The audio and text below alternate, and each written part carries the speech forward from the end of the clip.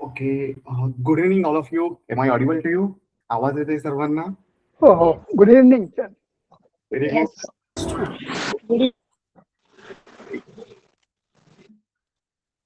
अच्छा, myself advocate Mayur. I am a founder of courtpractice.com आणि मागच्या 6 वर्षापासून आपण फर्स्ट जनरेशन ॲडव्होकेट आहेत किंवा मग असे ॲडव्होकेट जे तालुक्याच्या लेवलला, जिल्ह्याच्या लेवलला प्रॅक्टिस करतात आणि ज्यांचा फॅमिलीचा बॅकग्राऊंड खास करून लॉचा नाहीये. अशा सर्व विद्यार्थ्यांना कोर्ट प्रॅक्टिस संदर्भामध्ये टीच करायचा प्रयत्न करत आहोत. कुणाचं जर माईक ऑन असेल ना, त्यांनी फक्त टर्न ऑफ करायचंय, जेणेकरून सेशन कंडक्ट करण्यासाठी आपल्याला इश्यू येणार नाही. ठीक आहे.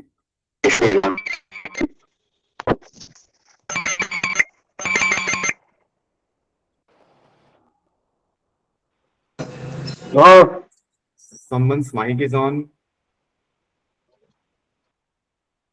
ओके.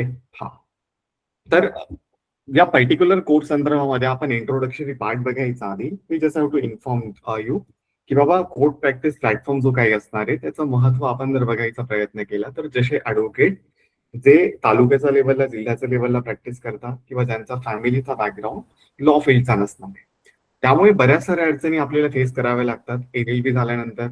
आणि बऱ्याच साऱ्या वेळेस असंही होतं आपल्यासाठी की LLB झाल्यानंतर आपण सिव्हिल प्रॅक्टिसमध्ये जावं, क्रिमिनल प्रॅक्टिसमध्ये जावं आणि ते गेल्यानंतर सुद्धा आपल्याला बऱ्याच वेळेस पैशाचं इन्कम सोर्स नसतो तेवढा. मग या सिच्युएशन मध्ये एक सोल्युशन जर बघायचा प्रयत्न केला तर लँड रेव्हेन्यू संदर्भामधले जे काही छोट्या मोठ्या केसेस असतात त्या जर आपण हँडल करायचा प्रयत्न केला तर तो एक पैशाचा जो काही प्रॉब्लेम असतो तो आपला सॉल्व्ह होऊ शकतो. आणि त्याच अनुषंगाने मागच्या 3-4 वर्षापासून ज्या स्टुडंटची डिमांड होती त्या बेसवरच आपण लँड रेव्हेन्यू कोर्ट प्रॅक्टिसचा कोर्स स्टार्ट करत आहोत. आणि ह्या संदर्भामध्ये जर आपण अजून पुढे जाऊन बघण्याचा प्रयत्न केला तर त्यामध्ये आपल्याला बऱ्यापैकी गोष्टी लक्षात येतील. मग ह्या सिच्युएशन मध्ये जेव्हा आपण कोर्ट प्रॅक्टिसचा महसूल कायद्याबद्दल विचार करायचा प्रयत्न करतो तर आपल्याला एक गोष्ट लक्षात ठेवावी लागेल की बऱ्याच साऱ्या सिच्युएशन मध्ये फक्त आपणच केसेस वगैरे लढतो असं नाहीये.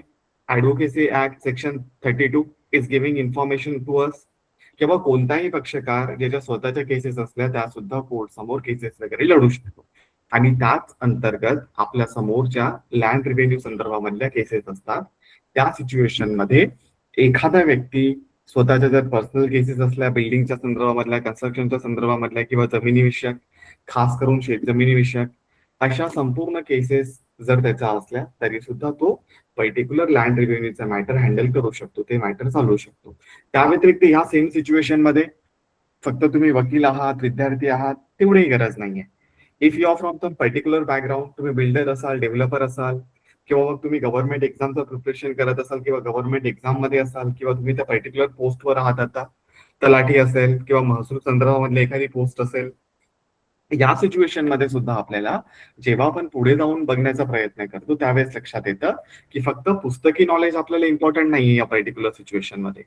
तर आपण फक्त पुस्तकं वाचले, ते नॉलेज इम्प्लिमेंट केलं असं काही होत नाहीये. प्रत्येक केस वेगळी असते, प्रत्येक सिच्युएशन वेगळी असते, प्रत्येक जमिनीची सिच्युएशन वेगळी असू शकते. जसे की एक पर्टिक्युलर जमीन ते एखाद्या जंगलामध्ये असू शकेल, त्याची एक पर्टिक्युलर हिस्ट्री कमी वेगळी असू शकेल, त्याच्यावर असणारे वारस वेगळे असू शकतील, त्या वारसांचे पूर्वज वेगळे असू शकतील आणि तीच कंडिशन बऱ्याच वेळेस चेंजही होत असते ऍज पर दी तो एरिया कोणता आहे आणि त्या व्यक्तींचा बॅकग्राऊंड कोणता आहे. म्हणजे समजा एखादी अशी सिच्युएशन आपल्या समोर येते, एक पर्टिक्युलर जमीन आपल्याला एक एरियामध्ये दिसत आहे किंवा मुंबई या ठिकाणी एक एरिया आहे, त्यामध्ये एक जमीन आपल्याला माहिती आहे. ती जमीन मध्ये जेवढे फॅक्ट आपण ऍड करू तेवढे वेगळे वेगळे फॅक्ट जर ऍड केले तर तेवढे वेगळे वेगळ्या कायदे त्यामध्ये इम्प्लिमेंट होतील, रूल रेग्युलेशन त्यामध्ये इम्प्लिमेंट होतील. जसं की सिंपल उदाहरण, जसे की आपण महाराष्ट्राचं सिच्युएशन बघायचा प्रयत्न केला. I am just sharing with the map जेणेकरून आपल्याला लक्षात येईल. ठीक आहे, allow me a second. Okay, screen visible असेल तुम्हाला तर मला एकदा कळवा. So will continue with the part. ठीक आहे, हा बघा, हा मॅप असणार आहे.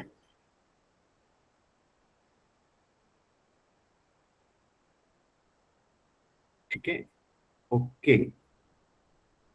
हा, ही स्क्रीन आता विजिबल असेल. यासमोर आपल्याला एक पर्टिक्युलर मॅप वगैरे दिसत. या मॅपच्या अंतर्गत आपल्याला कळतं की कोणतीही जमीन ती नंदुरबार जिल्ह्यात असेल, धुळ्यामध्ये असेल, नाशिकमध्ये असेल, ठाण्यामध्ये असेल किंवा मुंबईमध्ये असेल, त्या जमिनीविषयी जमिनीविषयक जेवढे फॅक्ट ऍड होत जातील तेवढे रूल अँड रेग्युलेशन त्या ठिकाणी इम्प्लिमेंट होतात. याचं एक उत्तम उदाहरण जर आपण बघायचा प्रयत्न केला, एक पर्टिक्युलर जमीन मुंबई या ठिकाणी आहे, ती मंत्रालयाच्या समोर असली तर मंत्रालयाच्या समोर जर असेल, मुंबई ही प्राईम लोकेशन आहे महाराष्ट्रासाठी तरी, देशासाठी तरी, त्यामुळे त्याच्या समोर असलेली एखादी जमीन, तिचं व्हॅल्युएशन, त्याची किंमत, त्याची मार्केट व्हॅल्यू भरपूर असणार आहे. त्यानंतर त्या ठिकाणी जर जमीन असली आपली तर त्यावर इम्प्लिमेंट होत असणारे वेगळे वेगळे रूल रेग्युलेशन असू शकतील, ते डिफरंट असतील. पण समजा तीच जमीन पर्टिक्युलर एखाद्या गडचिरोली ठिकाणी असेल, चंद्रपूर या ठिकाणी असेल, नंदुरबार जिल्ह्यामध्ये ठिकाणी असेल, किंवा ठाण्याचा काही परिसर आहे, नाशिकचा काही परिसर आहे, आणि योग्य तो परिसर जर आपण बघायचा प्रयत्न केला तर ती एखादी जंगलातली जमीन असेल किंवा एखाद्या आदिवासी व्यक्तीची जमीन असेल, तर अशा सिच्युएशन मध्ये इम्प्लिमेंट होणारे रूल अँड रेग्युलेशन हे डिफरंट असू शकतात. किंवा सेम सिच्युएशन जर आपण अजून बघायचा प्रयत्न केला, तुम्ही महाराष्ट्राच्या सिनॅरिओ मध्ये कुठेही असाल, ठीक आहे, जसं की तुम्ही नंदुरबार पासून तर आपण राईट साईडचा गडचिरोलीचा पार्ट पाहिला, आणि अमरावती पासून तर खाली पुण्यापर्यंत रायगड पर्यंतचा पार्ट पाहिला, कोल्हापूर पर्यंतचा पार्ट पाहिला. मग अशा सिच्युएशन मध्ये जर एखाद्या व्यक्तीची जमीन असली, त्याचे वडील एक आहेत, ती जमीन वडिलोपार्जित असली, तर त्यावर वारस लागायचं डेफिनेशन वेगळे असू शकतील, त्याचे लिगल हेअरची डेफिनेशन वेगळी असू शकेल. समजा सेम शेतजमीन, त्या सेम शेतजमिनी व्यतिरिक्त एखादी गार्डनची जमीन, एखादी बिल्डिंगची इमारतची जमीन, यामध्येही एखादे फॅक्ट ऍड झाले, वारस ऍड झाले, ती जमीन वडिलोपार्जित असली, ती जमीन हिंदू व्यक्तीची असली, ती जमीन मुस्लिम व्यक्तीची असली, ती जमीन एखाद्या आदिवासी व्यक्तीची असली, एखाद्या लोकल व्यक्तीची असली, तर रूल अँड रेग्युलेशन डिफरंट होत असतात. मग हे रूल अँड रेग्युलेशन एक सोपी गोष्ट असते आपल्यासाठी, की या जर गोष्टी मला शिकायच्या असल्या तर पुस्तकी नॉलेज माझ्या समोर आहे, पुस्तक मी वाचायला सुरुवात केली, त्या पुस्तकातून मला बऱ्याच साऱ्या गोष्टी सामान्यतः लक्षात येतात. पण जेव्हा ऍक्च्युअल प्रॅक्टिकलचा पार्ट येतो त्यावेळेस we should need the practical background of it. आणि प्रॅक्टिकल बॅकग्राऊंडचा अर्थ असणार आहे फक्त कायदे समजून चालणार नाहीये, त्याचं व्याख्या समजून चालणार नाहीये, त्याचे कलमपाठ करून चालणार नाहीये. तर त्यासाठी आपल्याला अजून काही पार्ट ऍड होतो, तो म्हणजे असणार आहे तुम्हाला योग्य त्या सिनियरची मदत असायला हवी, किंवा अशा व्यक्तीचा अंडर तुम्ही काम करायला हवं जो व्यक्ती लँड रेव्हेन्यू संदर्भातल्या केसेस हँडल करत असेल, जमीन विषयक केसेस हँडल करत असेल. आणि असा जर व्यक्ती आपल्याला मिळाला तर आपण व्यवस्थितपणे ती प्रॅक्टिसमध्ये 1-2 वर्षामध्ये हँडल करू शकतो, आणि नंतर आपण स्वतःच ते मॅटर हँडल करू शकतो. आणि मग भलेही आपली एखादी प्रॉपर्टीची केस असली, एखादी जमिनीविषयक केस असली, ती शेत जमीन असली तरी आपण ते करू शकतो, बिगर शेत जमीन असली तरीही आपण ते हँडल करू शकतो. का? कारण की आपल्याला एक जर्नी लक्षात येते त्या ठिकाणी, की बाबा अशा प्रकारची जर जमीन असली तर त्या जमिनीला कशा प्रकारे आपण फायनल स्टेज पर्यंत घेऊन जाऊ शकू, ती कशा प्रकारे त्यावर आपला मालकी हक्क लावू शकू, त्यावर आपलं टायटल लावू शकू. मग या गोष्टी आपल्याला कधी करता येईल जर आपण योग्य त्या सिनियरचं अंडर काम करत शकतो. पण महाराष्ट्राच्या सिच्युएशन मध्ये तरी सध्याच्या सिनियरिओमध्ये भरपूर असे कमी ऍडव्होकेट आहेत, त्यांच्याकडे तसा वेळ असतो. आणि आपण जर सामान्य व्यक्ती असलो, आपण बिल्डिंग कन्स्ट्रक्शनच्या लाईन मध्ये असलो, आपण एखादा एजंट असलो, एखादे विधीचे विद्यार्थी असलो, ज्युनियर ऍडव्होकेट असलो, तर लगेच तर आपल्याला या सगळ्या गोष्टी शिकायला मिळणार नाही. आपण मेट्रो सिटीमध्ये असू तर ऍटलिस्ट आपल्याला योग्य ते सिनियरचे ऑप्शन असतील 10-12. पण तालुक्याच्या लेवलला, जिल्ह्याच्या लेवलला जर असणार तर तिथे एवढे ऑप्शन नसतात, 2-4च सिनियर असतात. आणि सिनियरचं महत्व एवढं असतं की ते आपल्याला बऱ्याच वेळेस लवकर गोष्टी सांगू शकत नाही. त्यांचंही हे असतं की बाबा मी जर यांना शिकवलं तर या केसेसमध्ये ते जाऊ शकतील आणि ते लगेच हँडल करू शकतील, त्याच्याने माझे क्लायंट वगैरे तुटतात. मग हा सगळा पार्ट ते विचार करून चालत असतात. त्यामुळे हळूहळू ते आपल्या गोष्टी शिकतात की बाबा त्या दिवशी काय करायचं असणार आहे तेवढंच आपल्याला सांगितलं जातं. मग या सगळ्या गोष्टींकडे जर आपण पळवाट काढायचा प्रयत्न केला किंवा लूप होलचा फायदा जर उचलण्याचा प्रयत्न केला तर कोर्ट प्रॅक्टिस प्लॅटफॉर्मद्वारे तुम्हाला ज्या काही स्टेजेस ज्या ऍक्च्युअल जमीन विषयक केसेसमध्ये चालणार आहेत, लँड रेव्हेन्यू मॅटरमध्ये चालणार आहेत, त्या सगळ्या शिकण्याचं काम आपण या पर्टिक्युलर कोर्सद्वारे करणार आहोत. या 1 महिन्याच्या जर्नीमध्ये आपल्याला जेव्हा बघायचा प्रयत्न करू त्या सिच्युएशन मध्ये आपल्याला लक्षात येईल की या संपूर्ण जर्नीमध्ये आपल्या समोर 15 मॉड्यूल असणार आहे. 15 मॉड्यूलचा अर्थ काय असणार आहे की बाबा एक मॉड्यूल मध्ये काही वेगळा पार्ट आपण शिकू, सेकंड मध्ये आपण वेगळा पार्ट शिकू, जसं की तुम्हाला यासमोर दिसणार आहे. की मॉड्यूल क्रमांक 1 ते 3 मध्ये आपण जे प्रशासन आणि अभिलेख संदर्भामधला जो काही पार्ट असणार आहे त्यावर भर देणार आहोत. आणि योग्य त्या गोष्टी जर आपण मॉड्यूल नंबर 1 मध्ये जर बघायचा प्रयत्न केला तर ते महाराष्ट्र लँड रेव्हेन्यू ऍक्ट असणार आहे. त्याची आपण हिस्ट्री बघायचा प्रयत्न करू, जेणेकरून आपल्याला ऍटलीस्ट हे माहिती पाहिजे ना आपण जर प्रॅक्टिसमध्ये जात असू तर, किंवा नेमका हा ऍक्ट का तयार करण्यात आला, याचे उद्दिष्ट काय असणार आहेत, हा सगळा पार्ट त्या ठिकाणी येईल. त्यानंतर महसूल प्रशासनाची गरज कशा प्रकारे असणार आहे, महाराष्ट्र लँड रेव्हेन्यू ऍक्ट जो आहे किंवा जे काही कोर्ट आहेत ते कशा प्रकारे त्याचं व्यवस्थापन होतं, ते कशा प्रकारे चालत असतात, कोणते कोणते प्रमुख कायदे आहेत, है ना. त्यानंतर त्या कायद्यांचा आणि त्या कोर्टचा संबंध काय आहे, आणि आपण ऍज अ सामान्य व्यक्ती म्हणून किंवा ऍज अ वकील म्हणून, ऍज अ ज्युनियर ऍडव्होकेट म्हणून, ऍज अ बिल्डर म्हणून, एजंट म्हणून कशा प्रकारे या सगळ्या गोष्टींचा वापर करू शकतो ज्याने आपल्या केसेस सॉल्व्ह होऊ शकतील, त्या शेतीच्या जमिनी असल्या किंवा गैरशेतीच्या जमिनी असल्या. मग ह्या सगळ्या सिच्युएशनसाठी जेव्हा आपण अजून मॉड्यूल नंबर 1 मध्ये पुढे जाण्याचा प्रयत्न करतो त्यावेळेस आपण जेव्हा की हा महाराष्ट्राचा नकाशा असला यामध्ये एखादी शेतजमीन आहे, या शेतजमिनीसाठी जेव्हा आपण व्यवस्थितपणे बघायचा प्रयत्न केला किंवा बिगर शेतजमिनीबद्दल व्यवस्थितपणे बघायचा प्रयत्न केला तर असं डिरेक्टली तर आपल्याला काही करता येणार नाहीये की बाबा जमीन तर सगळीकडेच असते, आपण आता बसलो आहोत त्या ठिकाणी आपल्या खाली जमीन आहे. अलाव मी अ सेकंड ना, काही इश्यू आहे का? Hello.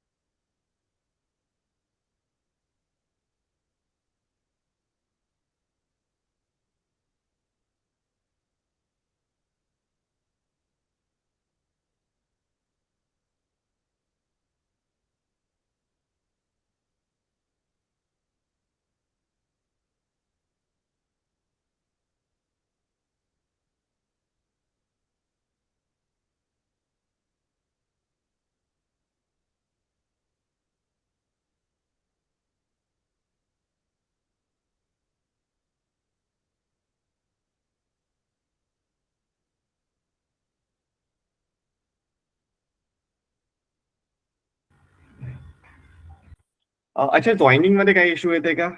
People are just messaging over there and calling over there. Joining मध्ये काहीतरी इश्यू आहे असं काही आहे का? No, sir. अच्छा, might be they are not aware about how to join the meeting and all. ठीक आहे, हरकत नाही. Am I audible now? Yes, अच्छा, sir. Yes, sir. Yes, sir. Yes, sir. Just Sir. Admit yourself now, we just continuing the session. ठीक आहे, बघा आपण आता जमिनीविषयक कायद्यासाठी पाहत आहोत. या संपूर्ण सिच्युएशन मध्ये आता आपण बघायचा प्रयत्न करत आहोत की शेत जमीन कुठेही असली महाराष्ट्राच्या सिच्युएशन मध्ये किंवा जगात कुठेही असली, तर जमीन तर आता आपण बसलो आहोत आपल्या खाली जमीनच असणार, असं हवेमध्ये तर कोणी बसत नाही, अंतर्यामी तर नाहीये आपण. मग जर जमीन सर्वकडे असणार आहे तर जमीनचं डेफिनेशन सुद्धा आपल्याला समजून घ्यावं लागेल. किंवा शेत जमीन काय असते, एखादी जागा कुठे असेल त्याची इमारतची व्याख्या काय असू शकते, है ना. ऑब्विसली पार्ट आहे, जर आपण वकिलीच्या माध्यमातून लँड रिव्हेन्यू कोर्स जर पाहत असू तर we should know about the जेवढ्या काइंड ऑफ जमीन असणार आहे त्यांचं नेमकं डेफिनेशन काय असतं.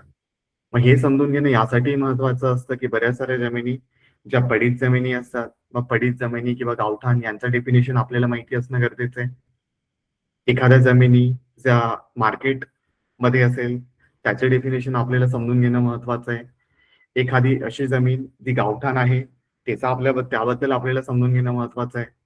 तो many more things will be there. म्हणजे इन जनरल जेव्हा आपण मॉड्यूल 1 मध्ये बघायचा प्रयत्न करू, ज्या बेसिक्स डेफिनेशन आहेत ते आपल्याला समजून घेणं महत्वाचं आहे, जेणेकरून जेव्हा आपण पुढे जाण्याचा प्रयत्न करू त्यावेळेस आपल्या समोर अजून काही गोष्टी येतील, जसे की शेत जमीन काय आहे, जमीन काय आहे, गावठाण काय आहे, भोगवटदार काय असतो, महसूल अधिकारी कोण असतात, सर्वे नंबर काय असतो, गट नंबर काय असतो, खातेदार कोण असतात, कब्जेदार काय असतो, अकृषिक जमीन काय असणार आहे, सार्वजनिक जमीन काय असणार आहे, या सगळ्या गोष्टी त्या ठिकाणी येतात.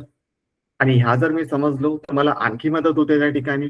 म्हणजे माझी स्वतःची जरी जमीन असली किंवा माझ्या शेजारच्याची जमीन असली, नातेवाईकाची जमीन असली किंवा माझी जमीनवर एखाद्याने ताबा केलेला असला किंवा मला एखाद्याच्या जमिनीवर ताबा करायचा असला, है ना, असं करायला नको पण करतात लोक. मग त्यासाठी ऍटलिस्ट मला कागदपत्र अंतर्गत माहिती पाहिजे की बाबा व्याख्या काय आहे, सर्वे नंबर काय आहे, गट नंबर काय आहे, मला कोणाच्या थ्रू ते सगळं चेक करायचं असतं, हा सगळा पार्टी आपल्याला बघायचा आहे. त्याचं डेफिनेशन आपल्याला बघायचंय. म्हणजे इन जनरल महाराष्ट्र महसूल प्रशासन जे काही असणार आहे त्याच्या डिफरंट काइंड ऑफ विभागाची रचना तर आपल्याला बघायचीच आहे. त्यातील विभागीय आयुक्त, जिल्हाधिकारी, उपविभागीय अधिकारी, तहसीलदार, नायब तहसीलदार, प्रांत अधिकारी, तलाठी, ग्रामसेवक हे सगळे तर बघायचेच आहे. पण ज्या जमिनीविषयक आपण बोलत आहोत त्यांचंही डेफिनेशन आपल्याला बघायचंय. आणि त्या जर डेफिनेशन आपण व्यवस्थितपणे पाहू शकलो तर मॉड्यूल नंबर 1 आपल्या त्या ठिकाणी समाप्त होईल. त्यानंतर पुढच्या सिच्युएशन मध्ये जेव्हा आपण अजून मॉड्यूल नंबर 2च्या पार्टमध्ये जाण्याचा प्रयत्न करू, त्या मॉड्यूल नंबर 2च्या पार्टमध्ये आपल्याला अजून काही गोष्टी लक्षात येतील.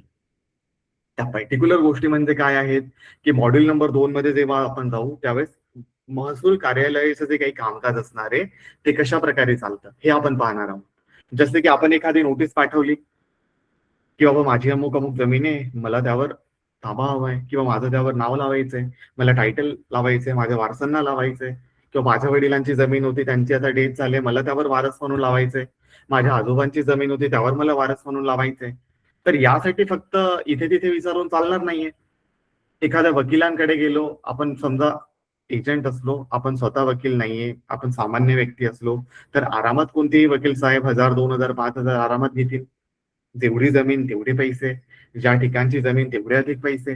तर ह्याच्याने काय होतं, जर आपण या सिच्युएशन मध्ये संपूर्ण कार्यालयाची कार्यपद्धत जर ही बघायचा प्रयत्न केला, ही जर समजून घेण्याचा प्रयत्न केला, कशा प्रकारे नोटीस पाठवल्या जातात, कशा प्रकारे ऍक्नॉलेजमेंट मिळतं, त्याचं टपाल स्वीकारलं जातं, इनवर्ड कशा प्रकारे होतं, आउटवर्ड कशा प्रकारे होतं, त्याची नोंदणी कशा प्रकारे होते, रजिस्टर डायरी कशा प्रकारे होते, त्याचं फाईलचं व्यवस्थापन कशा प्रकारे होतं, तलाठी कार्यालयाचं कामकाज कशा प्रकारे होतं, त्यांचं दफ्तर कशा प्रकारे असणार आहे, दैनंदिन नोंदी कशा प्रकारे असतात, नमुना नोंदी कशा प्रकारे असतात, महसूल अभिलेख कशा प्रकारे असणार आहे, तो मेनी मोर थिंग्स आहेत जे आपण ह्या पद्धतीने शिकू शकतो.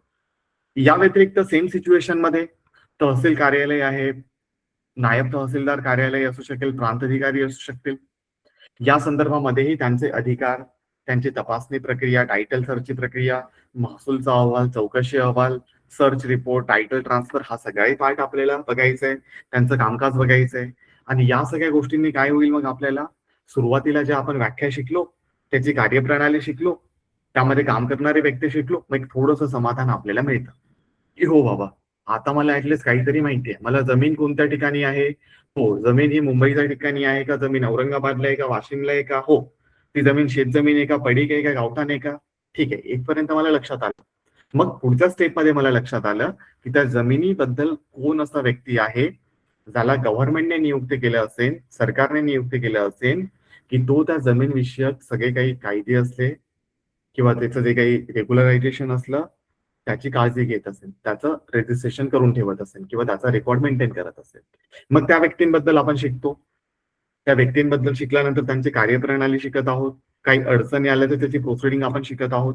आणि अशा प्रकारे मॉड्यूल 1, 2 त्या ठिकाणी समाप्त होतो.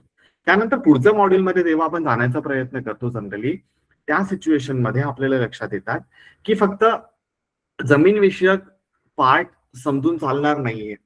जमिनीची व्याख्या ते ज्या ऑफिसेस मधून कामकाज चालतं ते ऑफिसर त्यांचं कामकाज नाही. पुढच्या पार्ट मध्ये आपण बघायचा प्रयत्न करतो नेमकं की जे डिफरंट काइंड ऑफ डॉक्युमेंट आहेत, खास करून लँड रेकॉर्डच्या संदर्भातले, भूमी अभिलेखच्या संदर्भामधले, रेकॉर्ड ऑफ राईट्स त्याला आपण म्हणत आहोत. अधिकार एखाद्या व्यक्तीचे पर्टिक्युलर जमिनीवर जे 7/12 असेल ज्याला आपण 7/12 एक्स्ट्रॅक्ट म्हणत असतो. 8A चे ऍप्लिकेशन, 8A संदर्भामधला उतारा, प्रॉपर्टी कार्ड असू शकेल. या संपूर्ण सिच्युएशनला जेव्हा आपण अजून समजून घेण्याचा प्रयत्न करतो त्यावेळेस या गोष्टी हळूहळू आपल्याला लक्षात येतात. जसे की समजा आपल्या समोर हा पर्टिक्युलर 7-12 उतारा असला, आपल्याकडेही असतो, तो ऑनलाईनही काढता येतो, ते तर आपण शिकणारच आहोत ऑनलाईन कशा प्रकारे निघतो, पैशाने निघतो, विना पैशाचे निघतो, ते तर आपण पाहणारच आहोत. पण तो 7-12 हातामध्ये असून चालत नाही ना आपल्याला. 7-12 काय असतो ते आपल्याला बघावं लागेल. 7-12 नोंदी काय असतात ते बघावं लागेल. त्यामध्ये हक्क नोंदी कशा प्रकारे असतात, बँकेचं कर्ज असले ते कशा प्रकारे त्याच्या नोंद असतात, त्याच्यामध्ये जमिनीचं स्वरूप काय असणार आहे, कोणते कोणते व्यक्ती त्या जमिनीवर मालक म्हणून आहेत किंवा पार्टनर म्हणून आहेत, पिकाची नोंद कशा प्रकारे असणार आहे, 7-12 एक्स्ट्रॅक्ट म्हणजे काय आहे, 7-12 म्हणजे काय आहे आणि अट ए म्हणजे काय असणार आहे, हा एक संपूर्ण पार्ट आपल्याला त्या ठिकाणी बघायचा असतो. या सेम सिच्युएशन मध्ये जेव्हा आपण अजून बघायचा प्रयत्न करतो त्यावेळेस आपल्याला या गोष्टी लक्षात येतात की बाबा 7-12 म्हणजे काय. 7-12 म्हणजे जनरली जर आताच्या सेशन मध्ये आपण बघायचा प्रयत्न केला तर 7-12 एक्स्ट्रॅक्ट म्हणजे काय होतं की बाबा जमिनीची मालकी किंवा त्याचा वापराचा अत्यंत कायदेशीर जो काही पार्ट असतो किंवा त्याचं जे काही दस्तऐवज असतं त्याला आपण 7-12 म्हणतो, लँड रेकॉर्ड म्हणतो. आणि 7-12 म्हणजे काय नेमकं की बाबा जे लँड रिव्हेन्यू ऍक्ट असणार आहे त्याचं गाव नमुना क्रमांक 7चा पार्ट मध्ये ज्यावेळेस त्या जमिनीमध्ये मालकी हक्काची नोंद कुणाची असणार आहे, मालकी हक्क कुणाचा असणार आहे, तो एक पार्ट म्हणजे नमुना क्रमांक 7, ज्याला आपण म्हणू शकू 7-12 एक्स्ट्रॅक्टचा पहिला पार्ट 7, 7 आणि सेकंड पार्ट ज्याला आपण म्हणत असतो 12 किंवा 12, गाव नमुना क्रमांकाचा 12चा पार्ट तो म्हणजे त्या जमिनीवर कोणती शेती वगैरे केली जाते, कोणते पिकं घेतले जातात. म्हणजे याचा अर्थ असा होतो की फक्त 7-12 सांगून चालणार नाहीये. We should know about what are the important parts of it. 7 म्हणजे काय, 12 म्हणजे काय, 7चं महत्व काय, 12चं महत्व काय, हा एक संपूर्ण पार्ट. त्यानंतर पुढच्या सिच्युएशन मध्ये जेव्हा आपण 7-12ला बघायचा प्रयत्न करतो अजून एक इम्पॉर्टंट पार्ट त्यामध्ये ऍड होतो, झाला आपण सांगण्याचा प्रयत्न करू शकू की बाबा 7-12 म्हणजे आपल्याला लक्षात आलं की बाबा एखादी जमीन त्यावर कोणत्या व्यक्तीची मालकी आहे, किती त्याच्यावर लोन आहे बँकेचं, कोणते कोणते पार्टनर त्यामध्ये आहेत, किती बँकेचं व्याज त्याने घेतलंय, हा सगळा पार्ट हा आपल्याला लक्षात येतो. या व्यतिरिक्त कोणती शेत जमीन त्या ठिकाणी तो करत आहे किंवा कोणतं तरी पीक तो घेत आहे, या संदर्भातली माहिती म्हणजे 7-12. बट त्याच सिच्युएशन मध्ये 8 किंवा 8 उतारा जो काही असतो, 8A एक्स्ट्रॅक्ट जो काही असतो त्याला आपण जनरली म्हणत असतो खाते उतारा वगैरे. म्हणजे काय आहे, हा उतारा एखाद्या विशिष्ट जमिनीचा नसून एखाद्या विशिष्ट व्यक्तीचा तो खातेदाराचा एक पर्टिक्युलर उल्लेख असणार आहे त्यामध्ये. म्हणजे एखाद्या व्यक्तीच्या नावावर एकाच गावात वेगवेगळ्या ठिकाणी अनेक जमिनी किंवा गट असू शकतात. त्या गावात पर्टिक्युलरली विशिष्ट व्यक्ती त्याच्या नावावर एकूण किती गट नंबर किंवा जमिनी आहेत, या सर्वांची एकत्रित माहिती म्हणजे 8A हा एक पर्टिक्युलर पार्ट. म्हणजे आपल्याला आताच जर काही माहिती नव्हतं 7-12 काय आहे, 8A काय असणार आहे, ह्याची सगळ्यांची माहिती आपल्याला बघायची. म्हणजे काय आहे, 7-12 म्हणजे जमीन, कोण मालक आहे, त्या व्यतिरिक्त ह्याचं जर उत्तम उदाहरण जर आपण बघायचा प्रयत्न केला की बाबा एक धुळे जिल्हा आहे किंवा नाशिक जिल्हा आहे, या पर्टिक्युलर गावामध्ये अमुक अमुक ठिकाणी अमुक अमुक व्यक्तीचे आहेत. कुणाचं माईक ऑन असेल तर ऑफ करेल का? Someone is trying. ठीक आहे, या पर्टिक्युलर माईक ऑफ करा प्लीज. ठीक आहे, एखादी जमीन, एखादं गाव, ठीक आहे, एक पर्टिक्युलर गाव आहे, जिल्हा आहे, तालुका आहे, जे काही असेल, त्या ठिकाणी एका व्यक्तीची जमीन आहे. जमीन असली, जमिनीविषयक माहिती असली आपल्यासाठी 7-12च्या संदर्भामध्ये जे काही आपण बोलत आहोत त्या पर्टिक्युलर सिच्युएशन मध्ये आपल्याला लक्षात येतं की बाबा हा 7-12 आहे एका पर्टिक्युलर गावातल्या जमिनीचा. यामध्ये काय कळालं, मालक कोण आहे, पुढे जाऊन आपण पाहू नंतरच्या सेशन मध्ये काय असणार आहे, फक्त आता समजून घ्या. 7-12वरून आपल्याला कळालं मालक कोण आहे, कोणतं पीक घेण्यात आलंय, किती कर्ज असणार आहे, कोणते कोणते व्यक्ती वारस म्हणून आहे, दॅट्स इट. तेवढा एक पार्ट क्लिअर होतो. पण त्याच गावामध्ये त्या पर्टिक्युलर व्यक्तीचं 2-4 जमिनी आहे. एक जमीन गावाच्या सुरुवातीला लागेल, एक गावाच्या मध्यस्थीमध्ये असेल, एक जमीन पर्टिक्युलर गावाच्या शेवटी असेल किंवा गावाच्या बाहेर असेल किंवा गावाला लागून असेल. मग अशा सिच्युएशन मध्ये 8चा जो काही पार्ट असणार आहे तो आपल्या कामात येतो. मग फक्त 7-12 समजून चालणार नाहीये, एखादा व्यक्ती त्याचा त्या पर्टिक्युलर जमिनी व्यतिरिक्त अजूनही इतर काही जमिनी असते त्यांचा एकत्र जो काही रेकॉर्ड असतो त्याला 8A वगैरे म्हटलं जातं. आणि त्या संदर्भातली माहिती 7-12च्या संदर्भामधली माहिती हे आपण इंडेक्स मध्ये बघायचा प्रयत्न करतो. म्हणजे फक्त 7/12चे जे सर्व कॉलम आहे त्यांचं विश्लेषण तर आहेत, शेतीचे प्रकार आहे त्यांचंही आहे, कर्ज असेल, बोजी असेल त्याचंही आहे, पिकाची नोंद, हक्क नोंद हे सगळं आहेच. त्या व्यतिरिक्त सेम सिच्युएशन मध्ये जेव्हा 8 बघायचा प्रयत्न करतो त्यावेळेस आपल्याला 8 महत्व कळणार आहे, 8 नेमका काय असतो त्याचं महत्व कळणार आहे. या व्यतिरिक्त सेम सिच्युएशन मध्ये अजून आपण पुढे जाण्याचा प्रयत्न करतो की बाबा फक्त मग एखाद्या व्यक्तीची जमीन एकाच गावामध्ये असायला पाहिजे हे तर गरजेचं नाहीये. भरपूर सारे धनाढ्य असतात व्यक्ती, किंवा मग असा एखादा व्यक्ती असला त्याला त्याची आई एका गावाची, वडील दुसऱ्या गावाचे आहे, त्याला वडिलांच्या गावामध्ये शेतीची प्रॉपर्टी मिळते किंवा जमीन मिळते, त्याला आईकडूनही काहीतरी प्रॉपर्टी मिळते.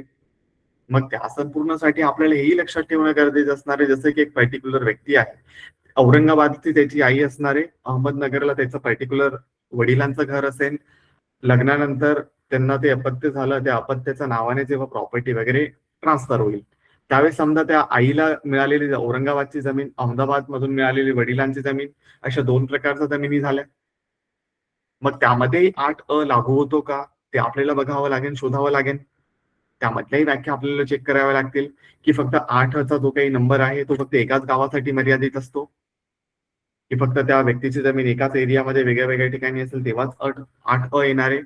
हे तर ठीकच आहे, पण ह्यासोबतच आपल्याला एक व्यक्ती त्याच्या वेगळ्या वेगळ्या ठिकाणी असलेल्या जमिनी यासाठी आपल्याला अजून एक पार्ट समजून घ्यायचा असणार आहे. तो म्हणजे असतो की बाबा एखाद्या व्यक्तीचं जमीन जेव्हा आपण शोधतो त्यावेळेस गावाचे नकाशे, त्याचे मोजणीचे नकाशे, विलेज मॅप, टिप्पण जे काही असणार आहे, सिटी सर्वे मॅप असणार आहे, हे सुद्धा आपल्याला समजून घेणं महत्वाचं आहे, त्याचं रिडिंग करता येणं महत्वाचं आहे, जेणेकरून आपल्याला दरवेळेस एखाद्या व्यक्तीवर अवलंबून राहायची गरज नाहीये. मग त्या संपूर्ण कोर्समध्ये आपण शेतीविषयक पार्ट पाहणारच आहोत, सोबत जे विलेज मॅप आहे, टिपण आहे, हे सगळे पार्ट आपल्याला बघायचे. सोबत आपण ऑनलाईन तऱ्हेने महाबुलेक जे काही पोर्टल आहे त्याच्यामधून 7/12 कसा काढू शकतो, ई रेकॉर्ड कशा प्रकारे काढू शकतो, डिजिटल सिग्नेचर काय असणार आहे, ऑनलाईन व्हेरिफिकेशन काय असणार आहे ते तर समजून घेणारच आहोत, पण त्याचं प्रात्यक्षिक सुद्धा करून पाहणार आहोत. म्हणजे संपूर्ण कोर्समध्ये तुम्हाला जमिनीविषयकच्या पार्टमध्ये बऱ्याच साऱ्या गोष्टी व्यवस्थितपणे समजायला मिळतील. आणि पुढच्या पार्टमध्ये जेव्हा आपण जाण्याचा प्रयत्न करतो त्याला आपण मॉड्यूल क्रमांक 4 ते 7चा पार्ट म्हणू शकू, ज्यामध्ये जमिनीविषयक व्यवहार आणि परवानग्यांबद्दल विचार करायचा प्रयत्न करू. या संपूर्ण पार्टमध्ये we have to know about की वारसाची फेरफार काय असणार आहे. हा एक संपूर्ण पार्ट आपल्याला इन डेप्थ मध्ये बघायचा आहे, त्याची प्रोसिजर प्रक्रिया काय असते ते बघायचं आहे. म्हणजे इन जनरल ज्याला आपण इंग्लिशमध्ये म्युटेशन म्हणतो. म्युटेशन म्हणजे काय आहे, म्युटेशन एंट्रीची गरज काय असते, म्युटेशनचं रेजिस्टर काय असतं, है ना, हा एक पार्ट. किंवा मग एखाद्या व्यक्तीला वारस लावायचं असेल तर त्याच्या पूर्वजांची, त्याच्या वडिलांची, आजोबांची, काका काकू जे काही असेल नातेवाईकांची मृत्यूनंतरची प्रक्रिया काय असते, वारसांचा अर्ज काय असतो, त्याची प्रक्रिया काय असते, त्याचं एफिडेव्हिट काय असतं, वारस प्रमाणपत्र काय असतं, ते आपल्याला तहसीलदारांकडून करायचं असतं की आपल्याला ते कोर्टमध्ये जाऊन करायचं असतं. हा एक संपूर्ण पार्ट आपल्याला बघायचा आहे. सोबतच पुढच्या सिच्युएशन मध्ये जेव्हा आपण जाण्याचा प्रयत्न करू त्यावेळेस आपल्याला लक्षात येतं की व्हेनेवर अशा प्रकारच्या जमिनी आपल्याला वारसांकडून मिळत असेल, वारसा हक्काने मिळत असेल, आपल्या पूर्वजांकडून मिळत असेल, ते तर आपण मान्य करतो. पण सामान्य एखादा व्यक्ती असला, तुम्हाला समजा एखादी जमीन घ्यायची असली, तुम्ही बिल्डर आहात, तुम्हाला एखादी जमीन घ्यायची, तुम्ही एजंट आहात, तुम्हाला एखादा व्यक्तीकडून जमीन मिळवून द्यायची त्याला, किंवा तुम्हाला मीडिएशनचा पार्ट हे करायचंय, तशा सिच्युएशन मध्ये खरेदी खताची फेरफार, सेल डीड काय असणार आहे, त्याचं रजिस्ट्रेशन काय असणार आहे, त्याची म्युटेशनची प्रोसिजर काय असणार आहे, म्हणजे इन जनरल आपल्याला ती जमीन विकायची असली त्याची प्रोसिजर सुद्धा आपल्याला बघायची आहे. त्याचं रजिस्ट्रेशनची प्रोसिजर असेल, त्याची म्युटेशनची प्रोसिजर असेल, फेरफारची प्रोसिजर असेल. आणि ह्यासोबतच मग बऱ्याच साऱ्या जमिनी एखाद्या व्यक्तीला गिफ्ट म्हणूनही मिळतात, त्याला बक्षीसपत्र म्हणूनही मिळतात. ती कशा प्रकारे केली जाते, तशा सिच्युएशन मध्ये फेरफार कशा प्रकारे होते, म्युटेशन कशा प्रकारे होते, एखाद्या प्रॉपर्टीची जेव्हा विभाजन होतं, पार्टिशन होतं, त्याच्या नोंदी कशा प्रकारे होतात, त्याची प्रोसिडिंग कशा प्रकारे होते, न्यायालयीन आदेश कशा प्रकारे असतात, तो many more parts will be there जे आपल्याला बघायचे असणार आहे. या व्यतिरिक्त अशा काही जमिनी, जसं की भारतामध्ये असं तर काही नाहीये है ना, की बाबा तुम्हाला जमीन हवी आहे आणि त्या जमिनीमध्ये काही वादच होणार नाही, किंवा तुम्ही 2-3 भाऊ होता, तुम्ही एकदम राम लक्ष्मणासारखे राहतात, असं तर काही होणार नाहीये. त्या ठिकाणी सुद्धा महाभारत होणारच आहे. मग एखादा व्यक्ती औरंगाबाद या ठिकाणी राहत असेल, जालना या ठिकाणी राहत असेल, की मुंबई या ठिकाणी राहत असेल, महाराष्ट्रीयन सिच्युएशन मध्ये, इंडियन सिच्युएशन मध्ये वी आर अवेअर अबाउट. कोणतीही फॅमिली असली, एकापेक्षा जास्त व्यक्ती असले, पार्टिशनच्या वेळेस भरपूर म्हटलं रेअर ऑफ रेअरस्ट केसेस मध्ये सर्व मंडळी एकत्र येऊन त्याचं विभाजन वगैरे करतात. त्या जमिनीचं असलं, घराचं असलं, प्रॉपर्टीचं असलं, पैशाचं असलं. पण मोस्ट ऑफ लोकांचं काय होतं जनरली अशा सिच्युएशन मध्ये, जेव्हा फेरफार करायची असते त्यावेळेस काही ना काही वाद होतात. डिस्प्यूट तर होणारच आहे त्या प्रॉपर्टी मधले. त्यावर बरेच सारे ऑब्जेक्शन येतात. जसे की 2 भाऊ असले, समजा एक भाऊ गावाच्या साईडला राहत असेल, एक भाऊ नोकरीनिमित्त मेट्रो सिटीमध्ये येत असेल कामाला. वडिलांचा, आई वडिलांचा डेथ नंतर असं लक्षात येतं काही वर्षांनी की जो भाऊ गावी राहत होता त्याने स्वतःचं नाव, स्वतःचं मुलांचं नाव त्या शेतजमिनीवर लावलं असेल, त्या प्रॉपर्टीवर लावलं असेल, आणि जो भाऊ नोकरी करत आहे मेट्रो सिटीमध्ये त्याला जर ते लक्षातच येत नाहीये. मग ह्याला आपण म्हणत असतो की बाबा वादग्रस्त फेरफार आहे, डिस्प्युटेड म्युटेशन आहे. तो in this particular course we are going to cover that part also, ज्याला आपण म्हणतो वादग्रस्त फेरफार. अशा प्रकारच्या शेतजमिनी ज्या वादग्रस्त असेल, त्यामध्ये वारसांच्या फेरफारी वादग्रस्त पद्धतीने लावण्यात आले असेल, त्याचे ऑब्जेक्शन कशा प्रकारे घ्यावे, त्याची एन्क्वायरी प्रोसेस काय असणार आहे, त्याची अपील प्रोसेस काय असणार आहे, त्याचा एक संपूर्ण पार्ट आपण पाहणार. त्यासोबतच त्याचा जो ड्राफ्टिंगचा पार्ट आहे त्यावरही आपल्याला लक्ष द्यायचं आहे. म्हणजे इन जनरल एवढा तर पार्ट आहेच आपल्या समोर की बाबा वादग्रस्त जमीन तर आहे, पण वादग्रस्त जमीनला सॉल्व्ह पण करायचं आहे ना आपल्याला. मग सॉल्व्ह करण्याची प्रोसिजर सुद्धा आपण या संपूर्ण कोर्समध्ये पाहणार आहोत. यानंतर पुढच्या पार्ट मध्ये येतं किंवा मग हे वादग्रस्त जमिनी आहेत, चलो ठीक आहे वादग्रस्त जमिनी आहे, बट या वादग्रस्त जमिनीचा नेमका मूळ मालक कोण आहे ते मला शोधावं लागेल ना. किंवा माझा भाऊने कशा प्रकारे ती प्रॉपर्टी लावली, ती वडिलांकडूनच आली की त्याने स्वतः विकत घेतली ती प्रॉपर्टी. मोस्ट ऑफ केसेसमध्ये असं होतं, जर तुम्ही नोकरी करत असाल, बाकीच्या सगळ्या गोष्टींकडे तुम्ही लक्ष देऊ शकत नाही गावा साईडला, त्यामुळे तुमचा वडिलोपार्जित जमिनी असतात, शेती जमीन असेल किंवा बिगर शेतीच्या जमिनी असेल, नातेवाईकांद्वारे, भावांद्वारे, बहिणींद्वारे त्यावर ताबा वगैरे लावण्यात येतो.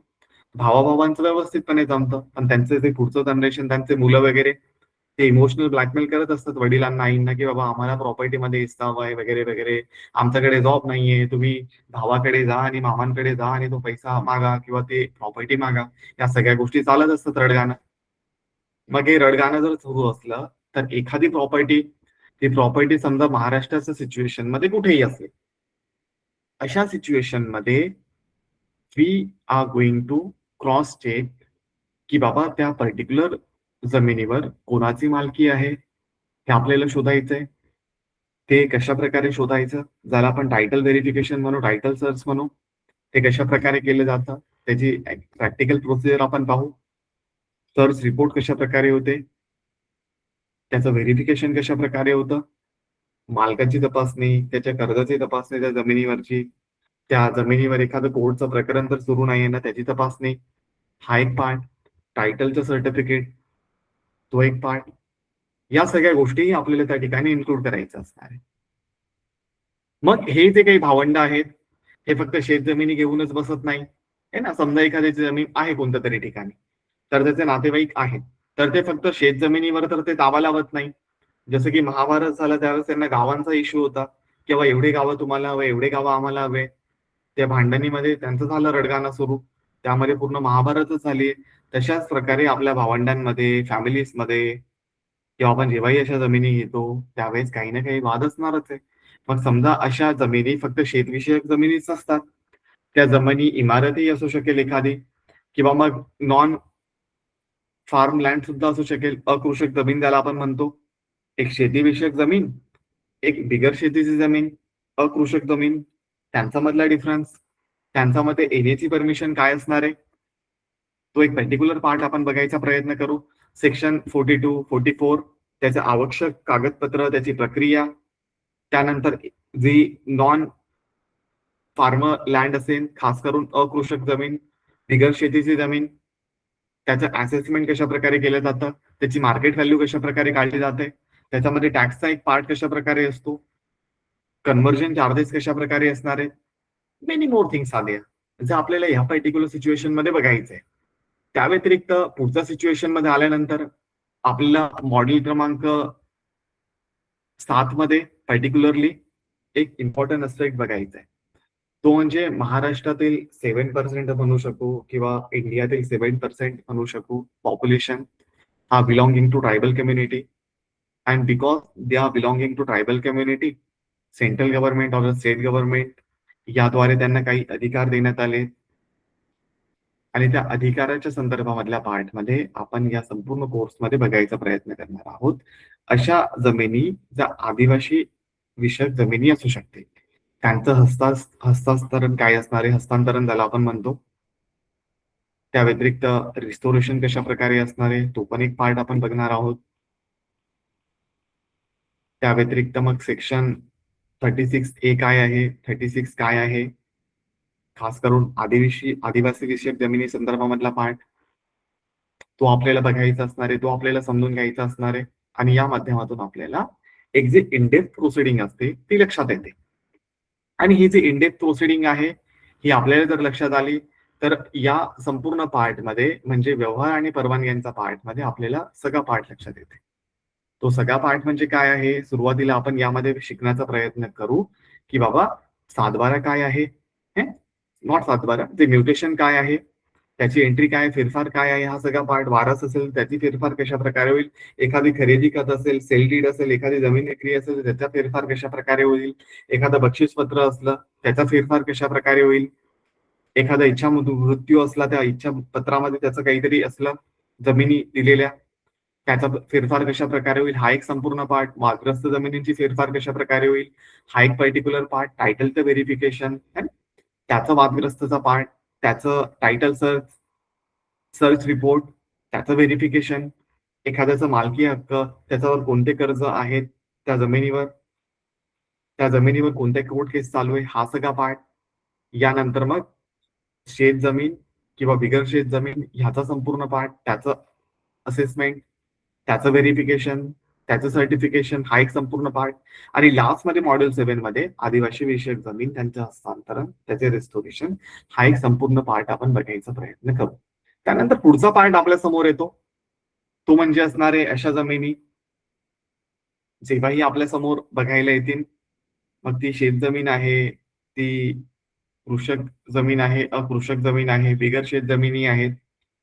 या व्यतिरिक्त जेव्हा आपण पुढच्या पार्टमध्ये येतो अंमलबजावणी आणि वाद निवारणाच्या पार्टमध्ये, त्या सिच्युएशन मध्ये we are going to cross check and we are going to learn की ज्या सरकारी जमीन असतील त्यावर संपूर्ण टायटल काय असतं, गव्हर्नमेंट लँड किंवा त्यावर होणारं अतिक्रमण काय असतं, एन्क्रोचमेंट प्रोसिडिंग, त्यामध्ये बेदखल प्रक्रिया कशा प्रकारे असते, त्याच्यामध्ये रेग्युलरायझेशन कशा प्रकारे केले जाते एखाद्या एन्क्रोचमेंटचं, त्यामध्ये नोटीस काय असणार आहे, त्याचा पंचनामा कशा प्रकारे होतो, रिमूव्हल ऑर्डर कशा प्रकारे असतात, हा एक संपूर्ण पार्ट शेत जमिनी आणि त्याच्या विषयक पार्ट मध्ये बघत असतो. जसे की आपण भारतीय, आपण सर्व राजा हरिश्चंद्राचे पूर्वज आहोत.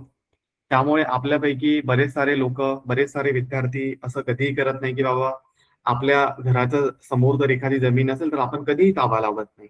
हे सगळं आपल्याला माहिती आहे आणि आपण ते प्रयत्नही करत नाही कधी. त्यामुळे समजा आपण तर नाही करत पण एखादा व्यक्ती, तो व्यक्ती जर तसा एखादा ताबा लावत असेल, आपल्या घराच्या समोरून जाणाऱ्या रस्त्यावर एखादं शॉप लावत असेल, त्यावर हळूहळू विटा वगैरे लावून कच्चं बांधून करत करत रस्त्यापर्यंत आपली जमिनीवर हिस्सा करत असेल, मग अशा व्यक्तींनी जर तो ताबा लावला असेल तर तो ताबा कशा प्रकारे काढला जातो, त्याची प्रोसिडिंग कशा प्रकारे होते, हा एक संपूर्ण पार्ट आपल्याला बघायचा. त्याची बेदखलची प्रक्रिया सुद्धा बघायची, हा एक संपूर्ण पार्ट आहे. त्यासोबत अशा प्रकारच्या जमिनी ज्यावर लँड सर्व्हे सिस्टीम कशा प्रकारे काम करते, नॉट ओनली फॉर द शेत जमीन, अकृषक जमीन असते तरी सुद्धा त्यावर लँड रिव्हेन्यूचा जो काही पार्ट आहे, लँड सर्व्हे कशा प्रकारे होतो तो आपल्याला बघायचा आहे. त्याचा सीमावाद कशा प्रकारे असतो ते आपल्याला बघायचंय. बाउंड्रीचे डिस्प्यूट असले ते कशा प्रकारे सॉल्व्ह होतात, सर्वे प्रोसिडिंग कशा प्रकारे असणारे, सिटी सर्वे कशा प्रकारे असणारे, याचं प्रत्यक्ष उदाहरणं आपल्याला या संपूर्ण पार्ट मध्ये बघायचंय मॉडेल क्रमांक 8 ते 10 मध्ये. आणि ह्याच मॉडेलमध्ये जेव्हा आपण अजून पुढे जाण्याचा प्रयत्न करतो त्यामध्ये आपल्याला लक्षात येणार आहे मॉडेल नंबर 10 मध्ये की बाबा जमीन विषयक जे काही कायदे आहेत ते तर ठीक आहे, बट आपण मॉड्यूल 1-2 मध्ये जे कोर्ट पाहिले होते, वेगळे अधिकारी अधिकारी पाहिले होते, ते अधिकाऱ्यांच्या समोर ज्या केसेस येतात, रेव्हेन्यू कोर्ट थ्रू ते सॉल्व्ह होतात. मग हे रेव्हेन्यू कोर्ट आपल्याला बघायचंय, त्यांचे जुरिस्डिक्शन बघायचंय, त्यांचं अधिकार क्षेत्र किती असतं ते बघायचंय. समजा एक जमीन आहे पर्टिक्युलरली, ती काही भाग त्याचा बुलढाण्यामध्ये आहे, काही भाग त्याचा जालन्यामध्ये आहे. अशाही जमिनी असतात. काही जमिनी असतात त्या एका गावामध्ये थोडा पार्ट असतो, दुसऱ्या गावामध्ये थोडा पार्ट असतो. हे तर होतं बऱ्याच वेळेस. मग अशा जमिनी त्याचं जुरिस्डिक्शन काय असेल, किंवा एखादी जमीन त्याचं लँड लॉ रेव्हेन्यूचं जुरिस्डिक्शन कशा प्रकारे असेल, we have to know about it. म्हणजे रेव्हेन्यू कोर्ट आपल्याला बघायचे, त्याचे अधिकार क्षेत्र बघायचे, त्याची समरी एन्क्वायरी बघायचे, फॉर्मल एन्क्वायरी बघायची, ऑर्डिनरी एन्क्वायरी बघायचे, त्याचे एव्हिडन्स सबूत पुरावे काय असणार आहे, साक्षीदार काय असणार आहे, हे आपल्याला बघायचंय. ऑर्डर शीट कशा प्रकारे असतात, केस मॅनेजमेंट कशा प्रकारे होतं, हा सगळा पार्ट आपल्याला बघायचे.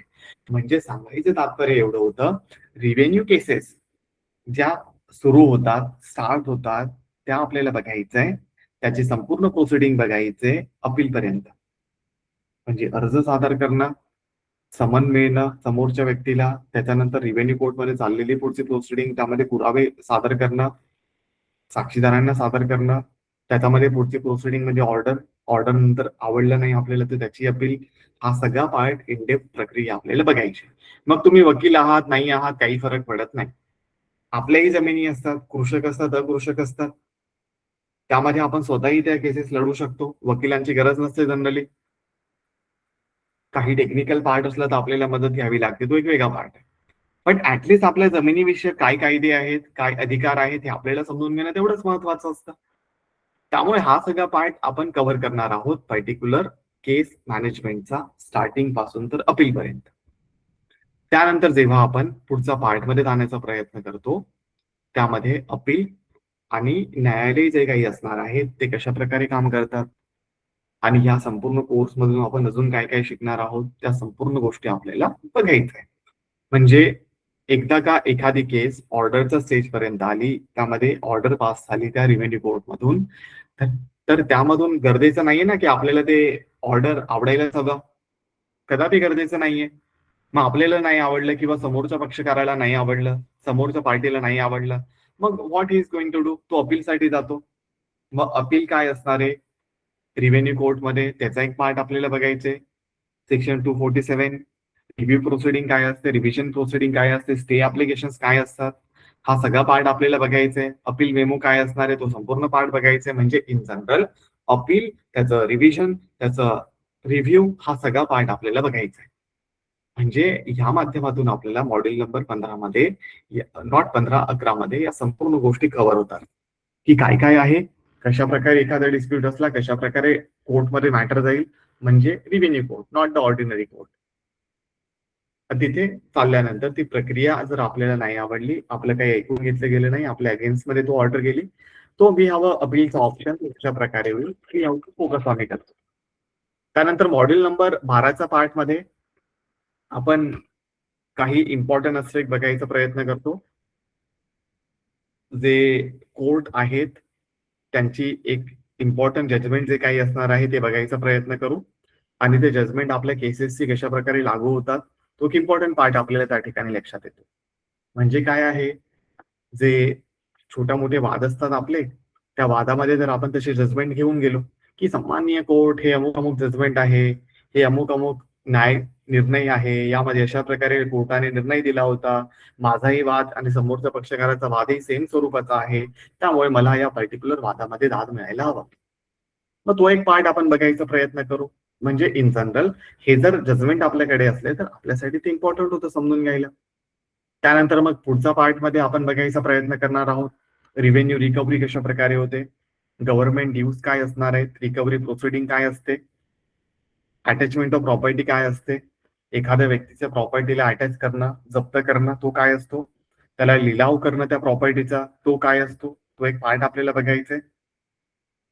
एखाद्या वेळेस एखाद्या व्यक्तीला अटक करणं, तर जो पैसे वगैरे पे करत नसेल, ती प्रॉपर्टी वगैरे अटॅच करू देत नसेल, तर तो एक पर्टिक्युलर पार्ट कशा प्रकारे होतो, किंवा तो हजर होत नसेल रिव्हेन्यू कोर्टमध्ये, किंवा एखाद्या व्यक्ती जबरदस्तीने काहीतरी ताबा लावण्याचा प्रयत्न करत एखाद्या जमिनीवर, त्यावेळेस प्रोसिडिंग काय असेल, तो एक संपूर्ण पार्ट आपल्याला बघायचे. म्हणजे इन जनरल महसूल वसुली प्रक्रिया काय असते, कर्ज असलं किंवा महसूल देत नाहीये तर कशा प्रकारे प्रोसिडिंग होते, तो एक पार्ट आपल्याला बघायचा आहे. आणि जर आपल्या जमिनीवर तो महसूलचा बोजा असला तर तो कशा प्रकारे रिपे करायचा, कशा प्रकारे ते अर्ज असतात, नोटीस असतात, ते आपल्याला बघायचंय.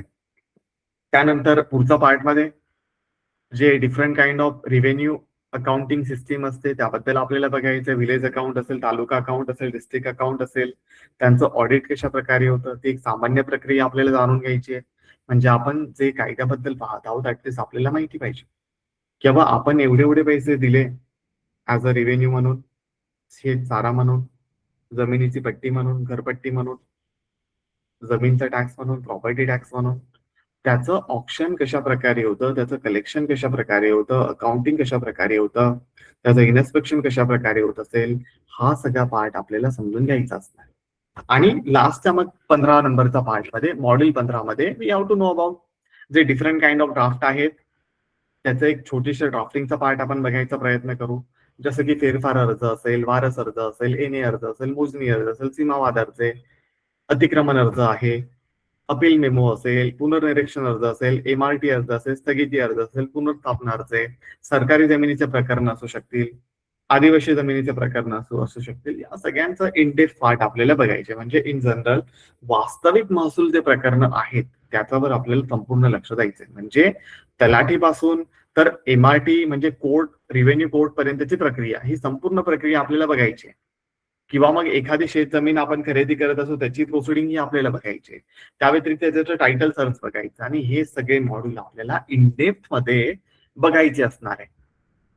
मग ह्याच्याने काय होतं, आपल्याला ह्या संपूर्ण पार्ट मधून लक्षात येईल सातबारा काय असतो, सातबारा कशा प्रकारे वाचला जातो, 8 काय असतं ते कशा प्रकारे वाचलं जातं, गाव नकाशा काय असतो, विलेज मॅप झाला आपण म्हणतो, ते कशा प्रकारे वाचलं जातं, भूमी अभिलेखचा वापर, ती वेबसाईट आहे तिचा वापर कशा प्रकारे करायचा, ऑनलाईन म्युटेशन कशा प्रकारे ट्रॅक करायचं, रिव्हेन्यू कोडचं मॉडेल काय असणार आहे, रिव्हेन्यू लिटिगेशनचं स्टेजेस काय असतात, स्ट्रॅटजी काय असते, एखादी जमीन आपण विकत असू त्याचं पार्ट काय असणार आहे, त्याच्यामध्ये कोणते कोणते मुद्दे आपण इन्क्लूड करायला हवे, टायटल सर्चचे चेकलिस्ट काय असणार आहे, आणि त्यासोबतच जे डिफरंट काइंड ऑफ अर्ज आपण पाहू ते आपल्या समोर असणारच. म्हणजे या संपूर्ण कोर्सच्या जर्नीमध्ये आपल्याला ह्या लाईव्ह सेशन्स मध्ये जे काही पार्ट आपण बघायचा प्रयत्न केला, मॉड्यूल नंबर 1 पासून तर 15 पर्यंत, हे जर आपण सगळे शिकून घेतले तर आपण वकील असू न असू, एजंट असू, बिल्डर असू, विधीचे शिक्षक असू किंवा विद्यार्थी असू, नॉर्मल व्यक्ती असू, आपल्या स्वतःची शेत जमीन असली, एखाद्या भावाने प्रॉपर्टीवर कब्जा केलेला असला, नातेवाईकांनी कब्जा केलेला असला, पण जर आपण या संपूर्ण सेशनला जर अटेंड केला तर तुम्हाला एक गोष्ट तर क्लिअर होते की बाबा तुमचा जो काही व्यवहार आहे जमिनीचा तो कशा प्रकारे चालतो, टायटल सर्च पासून, म्युटेशन पासून, ठीक आहे. तर टायटल क्लिअर करण्यापर्यंत या सगळ्या गोष्टी आपण इनडेप्थ मध्ये बघायचा प्रयत्न करतो. आणि याच्या माध्यमातून काय होतं, तुम्हाला एक कॉन्फिडन्स मिळू शकतो. म्हणजे काय होतं आजच्या सिच्युएशन मध्ये, की जर तुम्हाला नॉलेज असलं ना तर तुम्हाला कोणी ठगू शकत नाही. ठीक आहे, हा वेगळा पार्ट आहे, अपघात होत असतात, नॉलेजेबल व्यक्तींना सुद्धा काही ना काही फसवण्यात येऊ शकतात. बट जर आपल्याला स्वतःला माहिती असल्या काही गोष्टी, कागदपत्र वाचता आल्या आपल्याला जमिनीविषयक, तर तुम्ही तुम्ही ऍडव्होकेट असाल, वकील असाल, तालुक्याच्या लेवलला असाल तर मोस्ट ऑफ केसेस तुम्ही हँडल करू शकता. आणि जर तुम्ही वकील नसाल तरी सुद्धा तुम्हाला तुमच्या जमिनीविषयक कायदे माहिती पडतील. त्यासोबतच ते जमिनीचे व्यवहार कशा प्रकारे होतात ते माहिती मिळेल. त्यासोबतच तुम्हाला ही माहिती मिळेल लोक गैरव्यवहार कशा प्रकारे करतात. त्यामुळे आपल्या जमिनीविषयक कोणते कोणते मुद्दे एकदम हक्काने त्या ठिकाणी ऍड करून घेतले पाहिजे, तो एक पार्ट आपल्याला लक्षात येतो. त्यासोबतच न्यायालयीन कामकाज आपल्याला व्यवस्थितपणे लक्षात येईल. या सगळ्या पार्ट आहेत जे आपल्याला लक्षात येणार. यामध्ये मग हे जे काही जुरिस्डिक्शनचा पार्ट आहे तो तर आपल्याला बघायचाच आहे. तो हे संपूर्ण जर्नीमध्ये जी इकोसिस्टीम आहे, खास करून लँड रिव्हेन्यूच्या केसेसच्या संदर्भामधला हा एक संपूर्ण पार्ट आपल्याला लक्षात येईल. खास करून तुमचा एक कॉन्फिडन्स वाढू शकेल की बाबा प्रक्रिया काय असते काय नसते. तुमच्या केसेस असल्या, तुमच्या शेजारच्यांच्या केसेस असल्या, तुम्ही सोशल वर्क करत असला तरी सुद्धा तुमच्याकडे जे क्लायंट येतील, जे व्यक्ती मदत घेण्यासाठी येतात, तुम्ही शिकलेले आहात म्हणून, तर ऍटलीस्ट तुम्हाला तो कॉन्फिडन्स मिळतो. आणि तुम्ही वकील जरी नसाल तरी सुद्धा गैर वकील असून सुद्धा तुमचा एक इन्कम सोर्स त्या ठिकाणी वाढू शकतो. कारण की मोस्ट ऑफ भारतामध्ये चाललेल्या केसेस क्रिमिनल नसून त्या सिव्हिल इन नेचरच्या असतात. आणि जर तुम्ही ही रचना शिकून घेतली, खास करून लँड रिव्हेन्यू कोडची रचना, तर you will get the proper knowledge regarding the same. आणि त्या प्रॉपर नॉलेजचा आधारे तुम्हाला भरपूर सारा पार्ट लक्षात येतो. तो भरपूर साऱ्या पार्टमध्ये बऱ्याच साऱ्या गोष्टी आहेत जे तुम्ही समजू शकता जनरली. जी काही आपण जर्नी बघायचा प्रयत्न केला, मॉड्यूल क्रमांक 1 पासून ज्या व्याख्या आपण स्टार्ट केल्या, जी आपण हिस्ट्री बघायचा प्रयत्न केला, तर अपीलच्या स्टेज पर्यंत त्या सगळ्या गोष्टी व्यवस्थितपणे तुम्हाला लक्षात येतील. आणि तुमच्या स्वतःच्या केसेसमध्ये, तुमच्या शेजारच्यांच्या, मित्रांच्या, नातेवाईकांच्या केसेसमध्ये तुम्ही आरामात त्या वाचू शकाल, समजू शकाल, काय करायचंय ते समजू शकाल, है ना? तो हा एक पार्ट आहे. तो मेनी मोर थिंग्स आहेत जे तुम्हाला रेग्युलर कोर्सेसमध्ये लक्षात येतील. नाऊ मग ह्या संपूर्ण पार्टसाठी जेव्हा आपण पुढे जाण्याचा प्रयत्न करू, त्यावेळेस काही गोष्टी आपल्याला समजून घेणं महत्वाचं आहे. जसं की सुरुवातीलाच आपण समजून घेतलं, की कोणत्याही व्यक्तीसमोर एखादी गोष्ट लक्षात घेण्यासाठी, समजून घेण्यासाठी, प्रॅक्टिस करण्यासाठी काही गोष्टींची आवश्यकता असते. त्यापैकी पहिली गोष्ट आपण बघायचा प्रयत्न केला, की कोणताही व्यक्ती त्या गोष्टींना एखाद्या पुस्तकी नॉलेजनुसार तो वाचू शकतो आणि तो समजून घेऊ शकतो. त्याला आपण पारंपरिक नॉलेज वगैरे म्हणू शकतो. सेकंड पार्ट आहे ऑनलाईन माध्यमातून आता बऱ्यापैकी गोष्टी अवेलेबल झाल्या. ऑनलाईन माध्यमातून युट्यूबला जाणार, तिथे भरपूर सारा मटेरियल अवेलेबल आहे. थर्ड पार्ट आपण बघायचा प्रयत्न केला, की एखाद्या व्यक्ती ज्याला भरपूर सारा अनुभव आहे, त्याच्या हाताखाली 2-3 वर्ष काम केलं तर आपल्यालाही लक्षात येतात. बट कोड प्रॅक्टिस प्लॅटफॉर्मची मदत का तुम्ही घेऊ शकता? तर त्याची मदत तर तुम्ही घेऊ शकता ते का?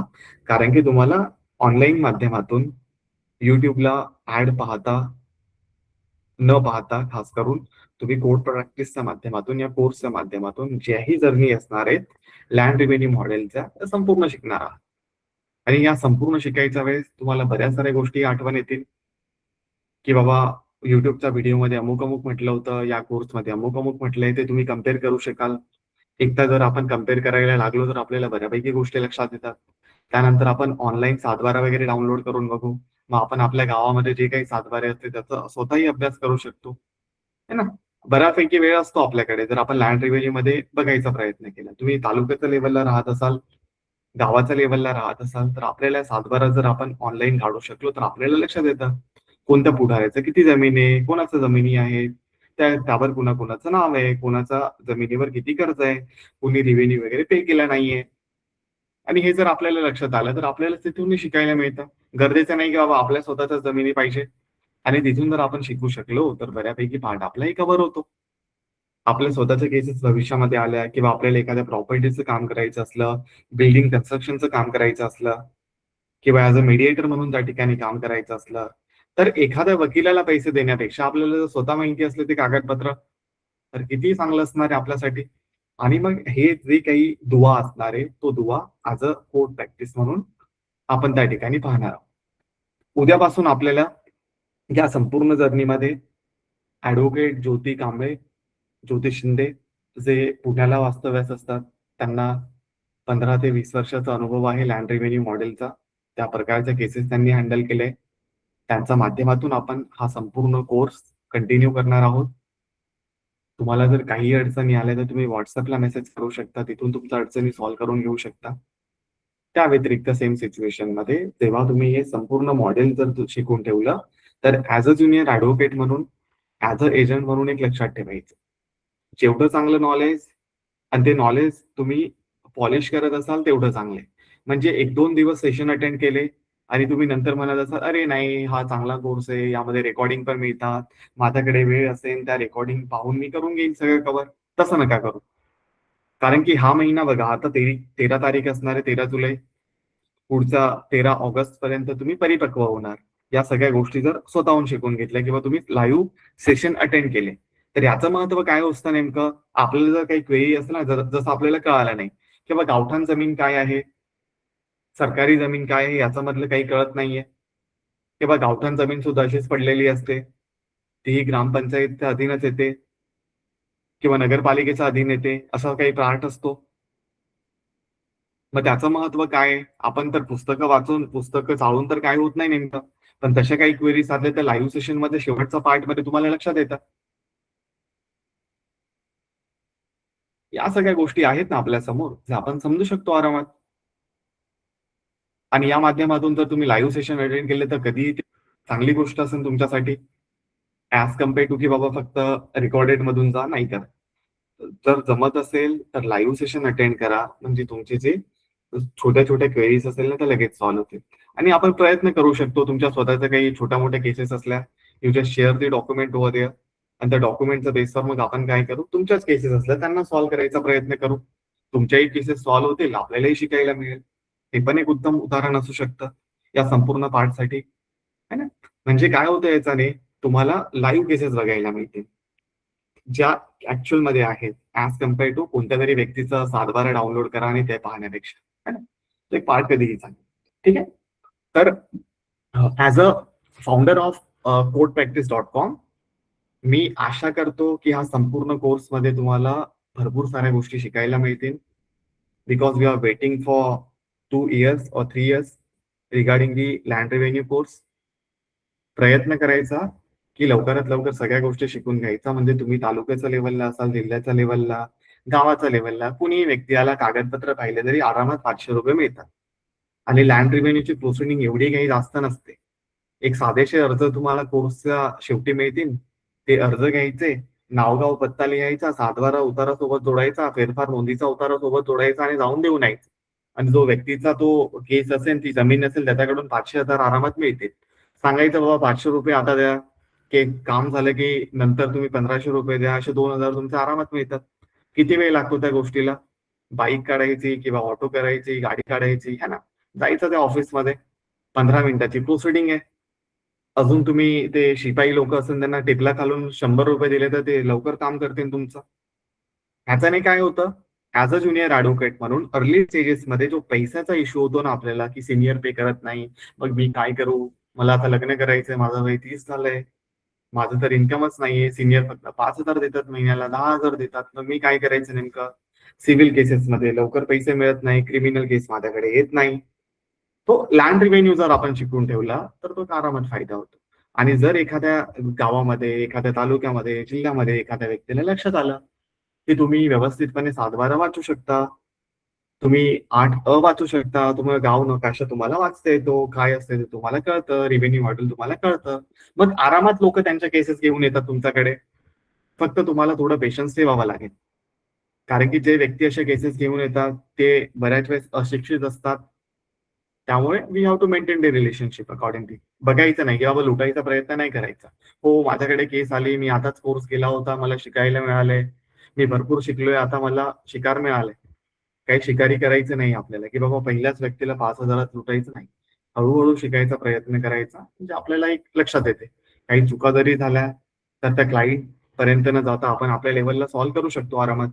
आणि काही एवढे किचकट केसेस नाहीये. ठीक आहे.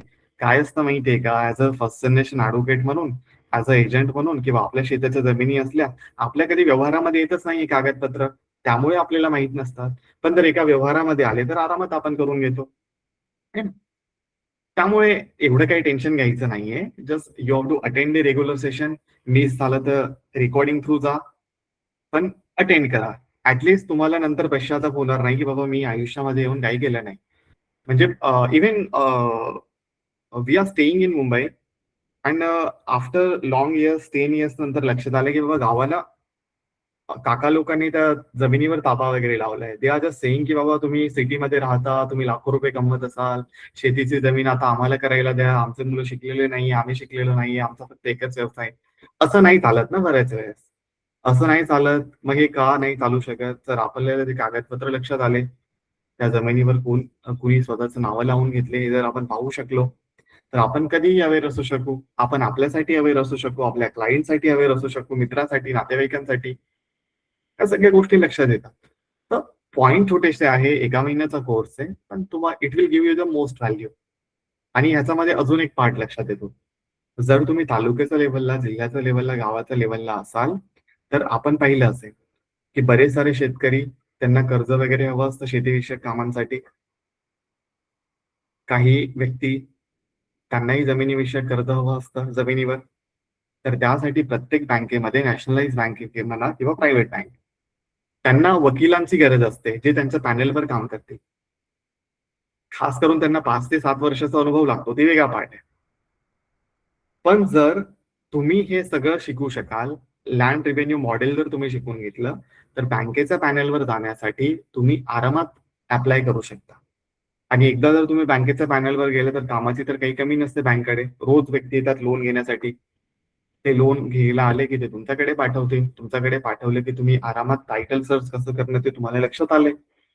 तुम्ही कागदपत्र चेक कराल, टायटल सर्च करू शकाल, म्युटेशन फेरफार नोंदी काय आहेत ते पाहू शकाल आणि त्याचे रिपोर्ट तयार केली, बँकेला दिली की तुम्हाला महिन्याच्या अंतमध्ये तेवढे तुम्ही केसेस हँडल केले आहेत तेवढे पैसे आरामात मिळतात.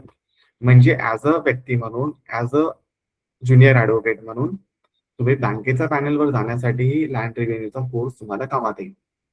आणि मोस्ट ऑफ ठिकाणी तुम्ही बघा, जेही व्यक्ती बँकेच्या पॅनलवर आहेत ते आपल्या ज्युनियरला लँड रेव्हेन्यू मॉडेल शिकवत नाही. टायटल सर्च कसं करावं, फेरफार नोंदी कशा प्रकारे चेक कराव्या, ते कशा प्रकारे पाहाव्या, बोजवारा कशा प्रकारे पाहावा, हे कधीही शिकवलं जात नाही. दे ओनली सेइंग की बाबा आम्ही 10 वर्ष 20 वर्ष लावले, तुम्ही तेवढं लावा, मेहनत करा आणि शिका. तो बेटर पार्ट आहे ना, आपण घरी बसल्या शिकू शकतो. ऍटलिस्ट उद्या उठून तुमच्या काही केसेस आले तर तुम्ही आरामात हँडल करू शकता regarding the land revenue model. ठीक आहे. Jyoti ma'am, are you there in the meeting?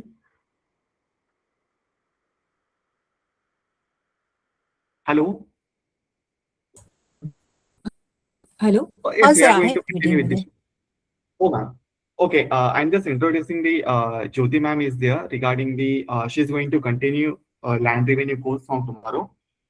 तर आपण आशा करतो आपल्याला या संपूर्ण कोर्समध्ये ज्योती मॅम आहेत, यांचं जे काही गायडन्स आहे एवढ्या वर्षाचं त्याची नक्कीच मदत होऊ शकेल. आणि या मदतीच्या आधारावर आपण एक स्वतःची बेस प्रॅक्टिस स्टार्ट करू शकतो, है ना. आणि काही अडचणी आल्या तर we are there regarding the same. आणि खास करून एक लक्षात ठेवायचं, लादायचं वगैरे काही नाही. कुणी कोणाला ओळखत नाही, ठीक आहे.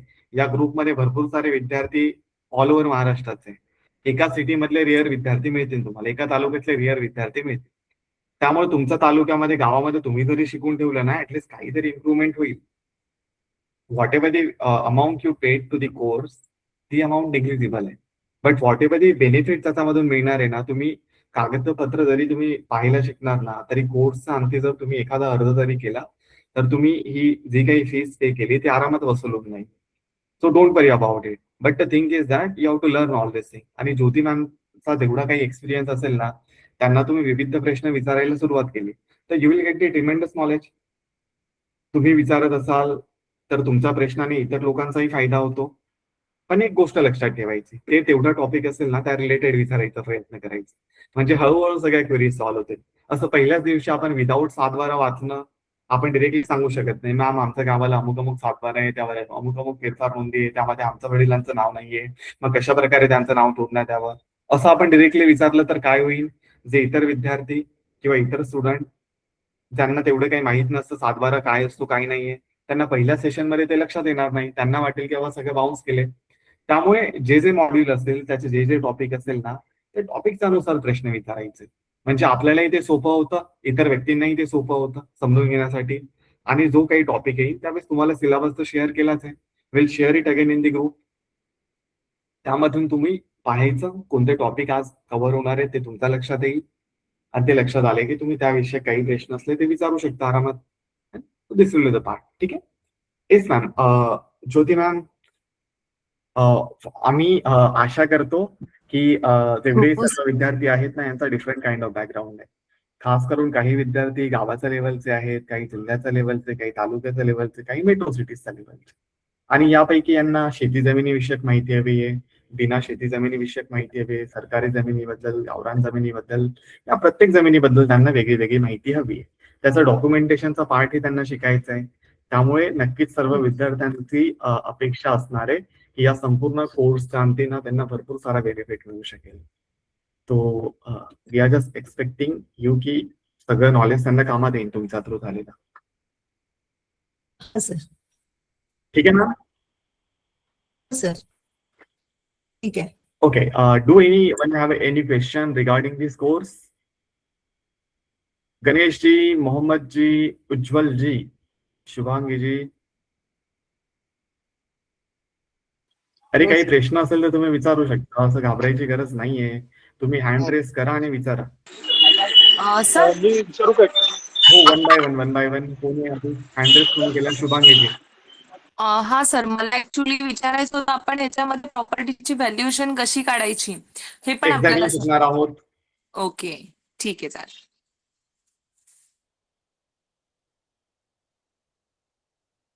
जी, शैलेश जी, शैलेश दीक्षित जी.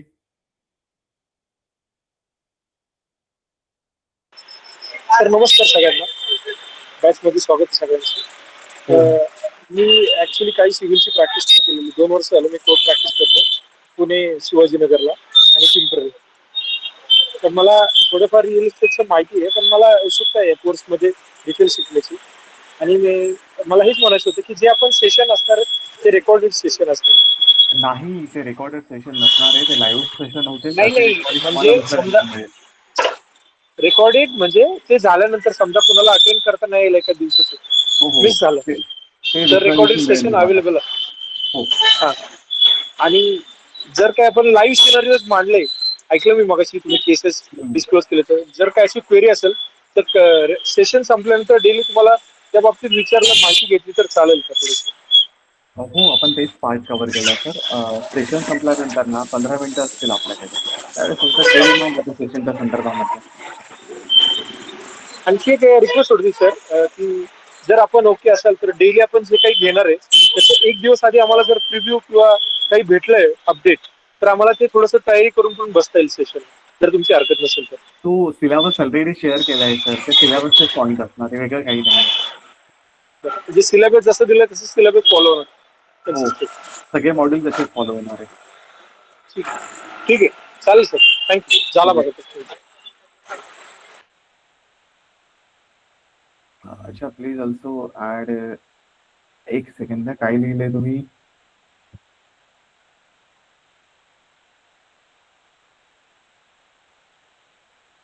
Will try to add it, but it totally depending on रोहितची. काही असले तर विल ऍड ओव्हर देअर, जेणेकरून तुम्हालाही मदत होईल तुम्ही जर केसेस हँडल करत असाल तर.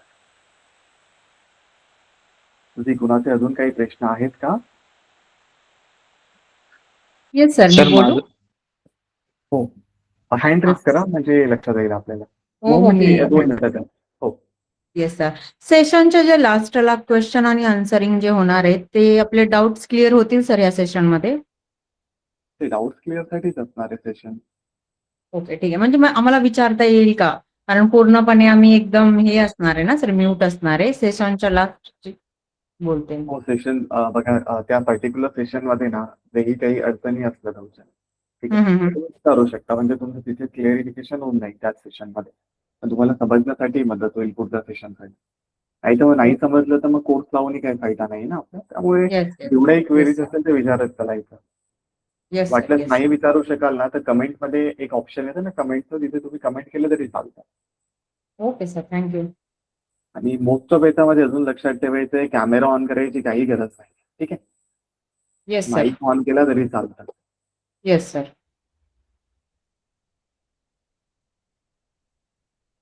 ओके, जी मोहम्मद जी. सर माझा प्रश्न असा होता की जे सर्च आणि टायटल रिपोर्ट होत आहे मग त्यामध्ये ते कशा म्हणजे कसं काय करायचं हे सगळं या कोर्समध्ये म्हणजे कव्हर होईल का? हो, तो एक स्पेशल टॉपिक आहे सर. तो एक स्पेशल टॉपिक असणार आहे, जसं की आपण एक्सप्लेन करायचा प्रयत्न केलेला की टायटल सर्च आणि म्युटेशन असेल, हा सगळा पार्ट आपण एक्झॅक्टली कव्हर करणार आहोत. आणि ते कशा प्रकारे होतं ते सगळं बघायचंच आहे आपल्याला. त्यामुळे ते आपण नाही शिकलो तर मग आपण ते बँकेच्या पॅनलवर तर जाऊच शकत नाही. दॅट इज वाय तो एक इम्पॉर्टंट पार्ट असणार आहे या कोर्सचा शिकण्यासंदर्भामधला. Okay, thank you. ओके.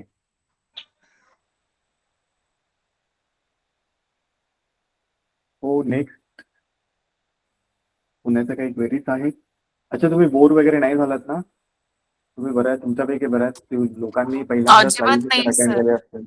नाही नो नाही sir, sir, no actually sir, नाही हा सर. रेव्हेन्यू टॉपिक खूप इंटरेस्टेड आहे, त्यामुळे आम्ही खूप उत्सुक आहे ऍक्च्युली. तुम्ही सर्व लोक आता शिकून झाले की ताबा वगैरे लावणार आहात का? एन्क्रोचमेंट वगैरे, गव्हर्नमेंट जमीन, नातेवाईकांच्या जमीन. नाही नाही सर. अजिबात नाही, पण आम्ही जाम इंटरेस्टेड आहोत सर. नाही, प्रयत्न करून बघायचं, लक्षात येतं चुका काय करतो आपण ते. तुम्ही आपल्या आणि ग्रुपमध्ये कोणीतरी दाऊद बनायला हवा ना, की चलो बाबा आपलंही कोणीतरी ओळखीचे, आम्हालाही गर्व वाटेल. बघा, सर प्रश्न होता. कायद्यामध्ये बऱ्याच सारे लूपहोल आहेत. ते लूपहोल पण आपण बघायचा प्रयत्न करू. जसं की पालघर साईडला, पालघर बद्दल ऐकलंय कोणी? पालघर. हॅलो. हॅलो. पालघर साईडला आणि गडचिरोली असणार आहे. जळगावचा काही एरिया, अमरावतीचा काही एरिया, ठाण्याचा काही एरिया असणार आहे, नंदुरबार जिल्ह्याचा काही area.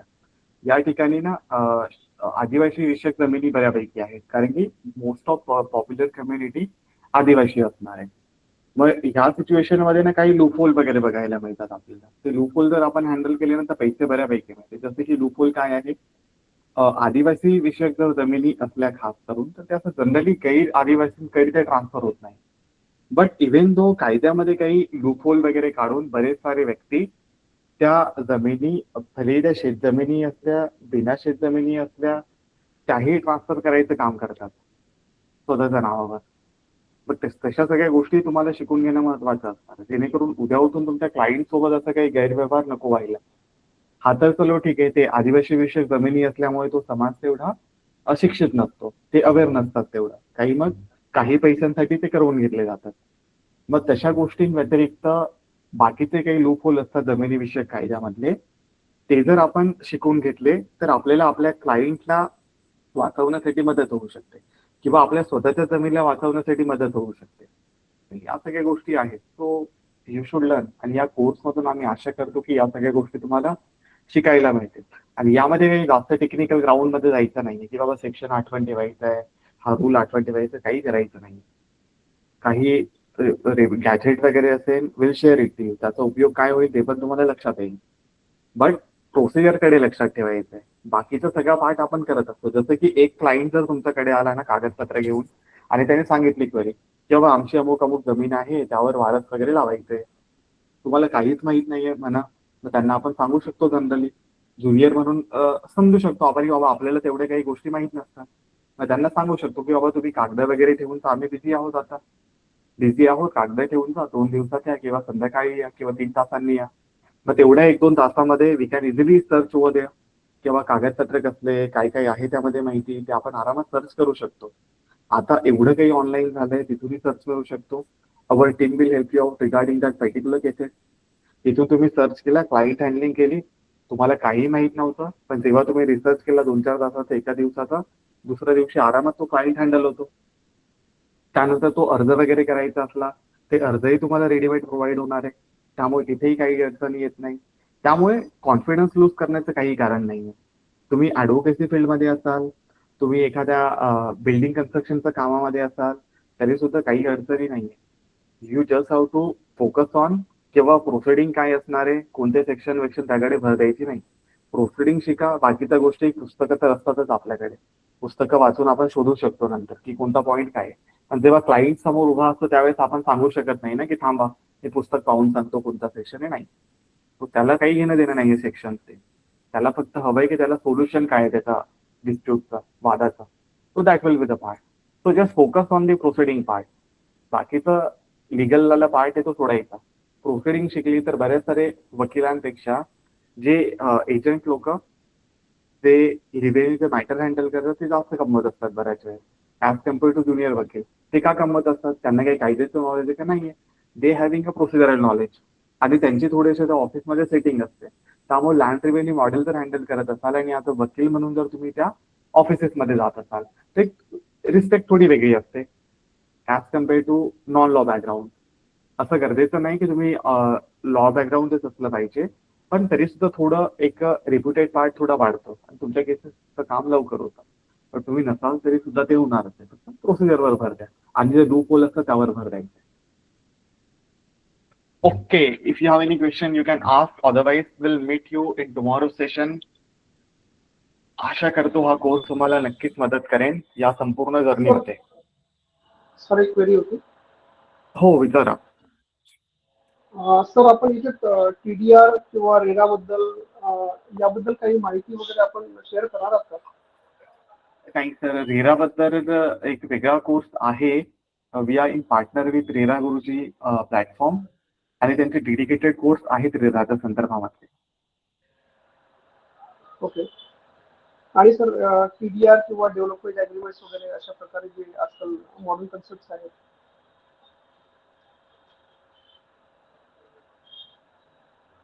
Hello hello hello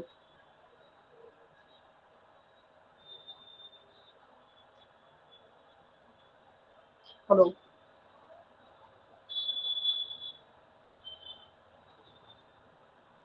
hello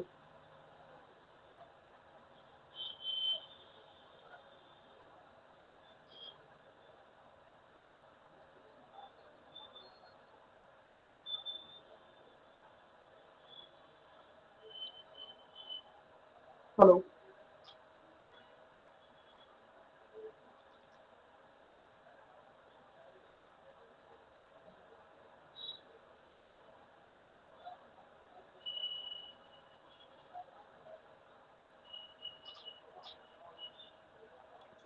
left hello hello Jyoti ma'am, please reply करा ना. Hello hello hello hello hello ma'am. Hello. Hello. Hello जो हा बोला ना ma'am. It's audible. I think there was hello. A internet issue. येते का आवाज ma'am? हा सर सर हा सर, ऍक्च्युली क्वेश्चन असा होता सर्वांचा, म्हणजे की तुम्ही प्रॉपर्टी रिगार्डिंग रेरा किंवा आपण डेव्हलपमेंट वगैरे त्याच्यामध्ये ज्या काही हे असतील त्या संदर्भामध्ये पण सेशन घ्या, असं म्हणजे आम्हा दोघा तिघांचा क्वेश्चन आहे. हो, ते त्यामध्ये ना आपल्याला यामध्ये नाही कव्हर करता येणार. We have to cover in another course. Okay, कारण आपण कसं डेव्हलपमेंट कडे एखादी बिल्डिंग गेली तर मग ते बिल्डरला टायअप करून मग त्याची प्रॉपर्टीचं रजिस्ट्रेशन कसं करता येईल, त्याची काय प्रोसिडिंग असेल, लिगल आपल्याला काय डॉक्युमेंट्स चेक करायचे, कसं ह्या संदर्भात पण ऍक्च्युली कोर्स किंवा जर काही करता आलं तर सर असं रिक्वेस्ट होती आमच्या दोघा तिघांची. अच्छा, तुम्ही पार्टनरशिप वगैरे करत आहात का बिल्डिंग कन्स्ट्रक्शन मध्ये जाण्यासाठी? काय हो सर, नॉलेज घेतोय फक्त. अच्छा, चलो कारण चांगलं जेवढं नाही. लवकर शिकता येईल तेवढं शिकायचंय. हरकत नाही. Will try to manage it. हे सेशन्स वगैरे संपले ना, म्हणजे लँड रिव्हेन्यू वगैरे किंवा मग आता जो क्रिमिनलचा कोर्स येते तो, त्यानंतर करू शकू काहीतरी. म्हणजे जे त्या फील्डमध्येच आहेत ना कामाला, त्या हा. व्यक्तींकडून ते समजून घेता येईल आपल्याला. हो चालेल चालेल. अँड रेव्हेन्यू झाल्यावरती पाहिजे तर करू आपण, काय हरकत. नक्की. Hello sir. हॅलो हो मॅम. सर, मला असं विचारायचं होतं की आता तुम्ही जे हे शिकवणार प्रॅक्टिकल नॉलेज, त्याच्यात रेव्हेन्यू कोर्टात ऍक्च्युअल प्रोसेस कशी चालते, ऍप्लिकेशन कोणते छोटे मोठे ऍप्लिकेशन कसे करायचे वगैरे, ते पण सगळं सांगणार तुम्ही? हो, तो पार्ट कव्हर होणार आहे. तो कव्हर नाही झाला तर आपल्याला कोर्स लावून काहीच फायदा नाहीये. It will be cover. ठीक आहे. Okay, thank you sir. किती भेटले? 15. हॅलो. हो मॅम. एक मिनिट मयूर सर, ऍक्च्युली मला सांगायचंय, म्हणजे थोडंसं मला बऱ्याच दिवसापासून सांगायचं होतं इतर सुद्धा स्टुडंट्सला, की मी सरांच्या याआधी सुद्धा सिव्हिलचे आणि फॅमिलीचे सुद्धा म्हणजे कोर्सेस केलेले आहेत. एवढे छान पद्धतीने सरांनी म्हणजे केलेले कव्हर.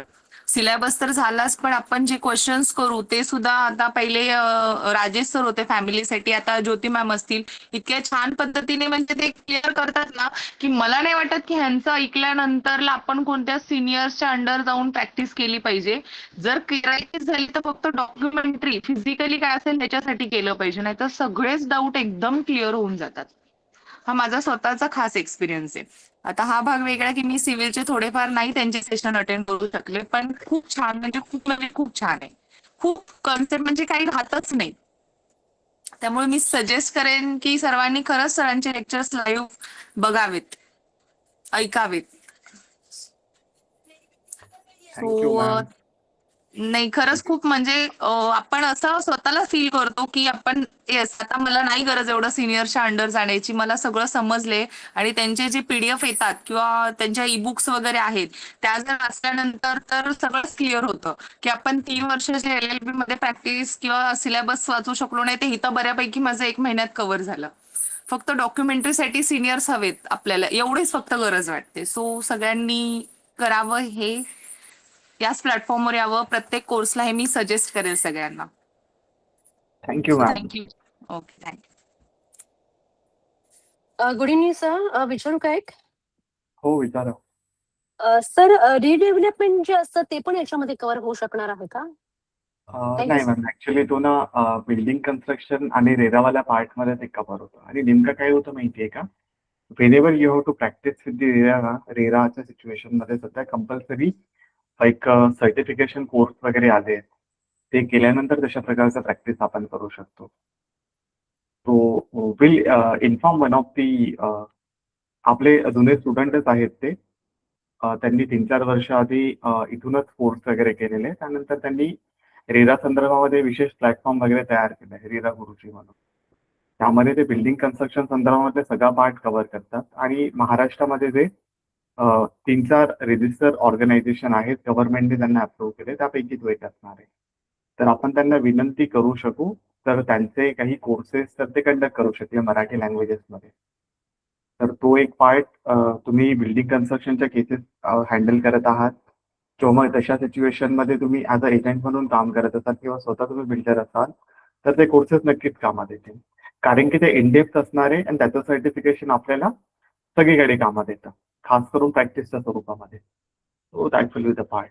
पण ह्या सिच्युएशनमध्ये आपला फोकस डॉक्युमेंटेशन आणि लँड रेव्हेन्यू मॉड्यूलच्या संदर्भामध्ये असणार आहे. त्यामुळे थोडंसं कन्फ्यूज व्हायचं नाही. यामध्येही जमिनी वगैरे आहेत, पण त्या जमिनी थोड्या कृषक, अकृषक या संदर्भामधल्या असणार आहे. आणि त्यामध्ये बिल्डिंग कन्स्ट्रक्शनवर तेवढा भर नाहीये. तो एक थोडासा डिफरंट टॉपिक होऊन जातो. Okay, thank you sir.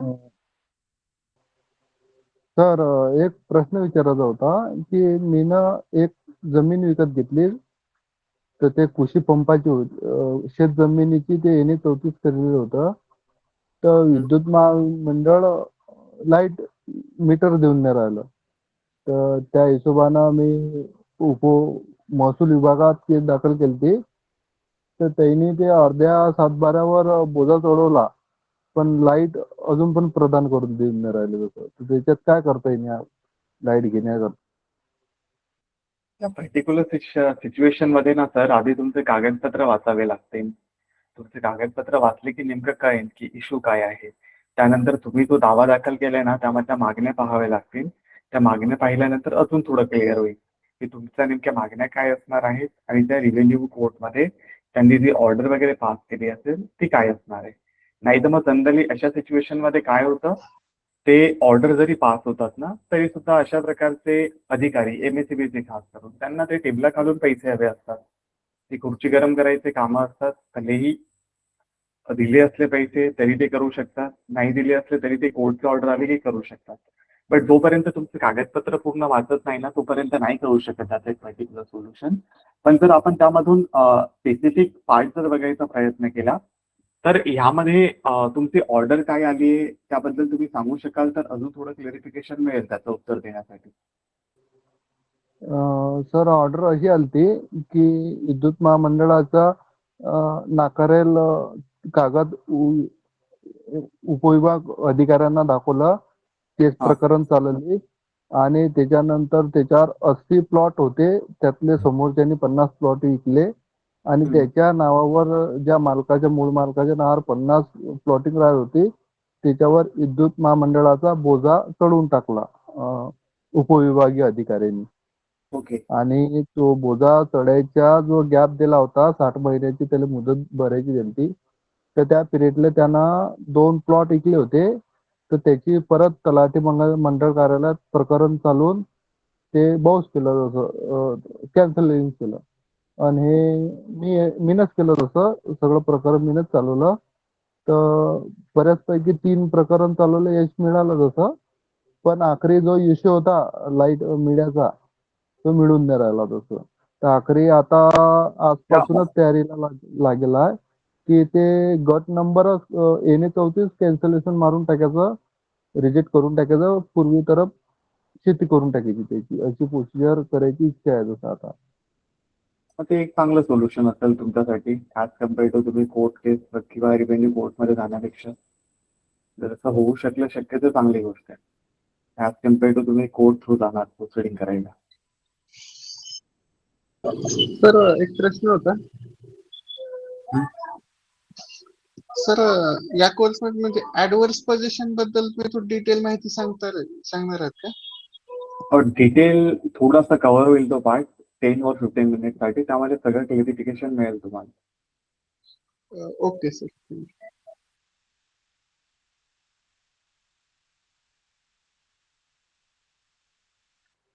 तर सर आपल्या सेशनने म्हणजे पहिल्यांदा अशा सेशनमध्ये जुळलो, तर बरंच चांगलं वाटलं आणि माझ्या ज्या प्रकरणात सहकार्य मिळेल अशी तर अपेक्षा आहेत जसं. आणि आतापर्यंत हे प्रकरण मला काही माहित नव्हतं, पण याच्यात घुसल्यानंतर बरेच समजायला लागलं, बरेच अडचणी आल्या. काहून तर ॲडव्होकेट नाही, जसं 10वी नापास आहे त्याच्यानं बरेच समस्या आल्या जसं. पण आता प्रयत्न करू आपल्या शिक्षण निमित्तानं बरं ज्ञान घ्यायचं. नक्कीच.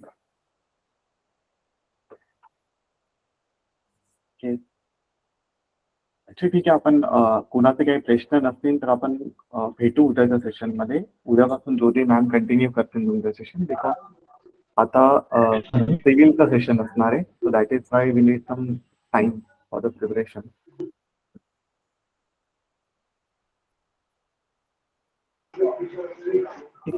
Good night all of you. Good night. Good night. उद्या भेटू. Good night. Good night.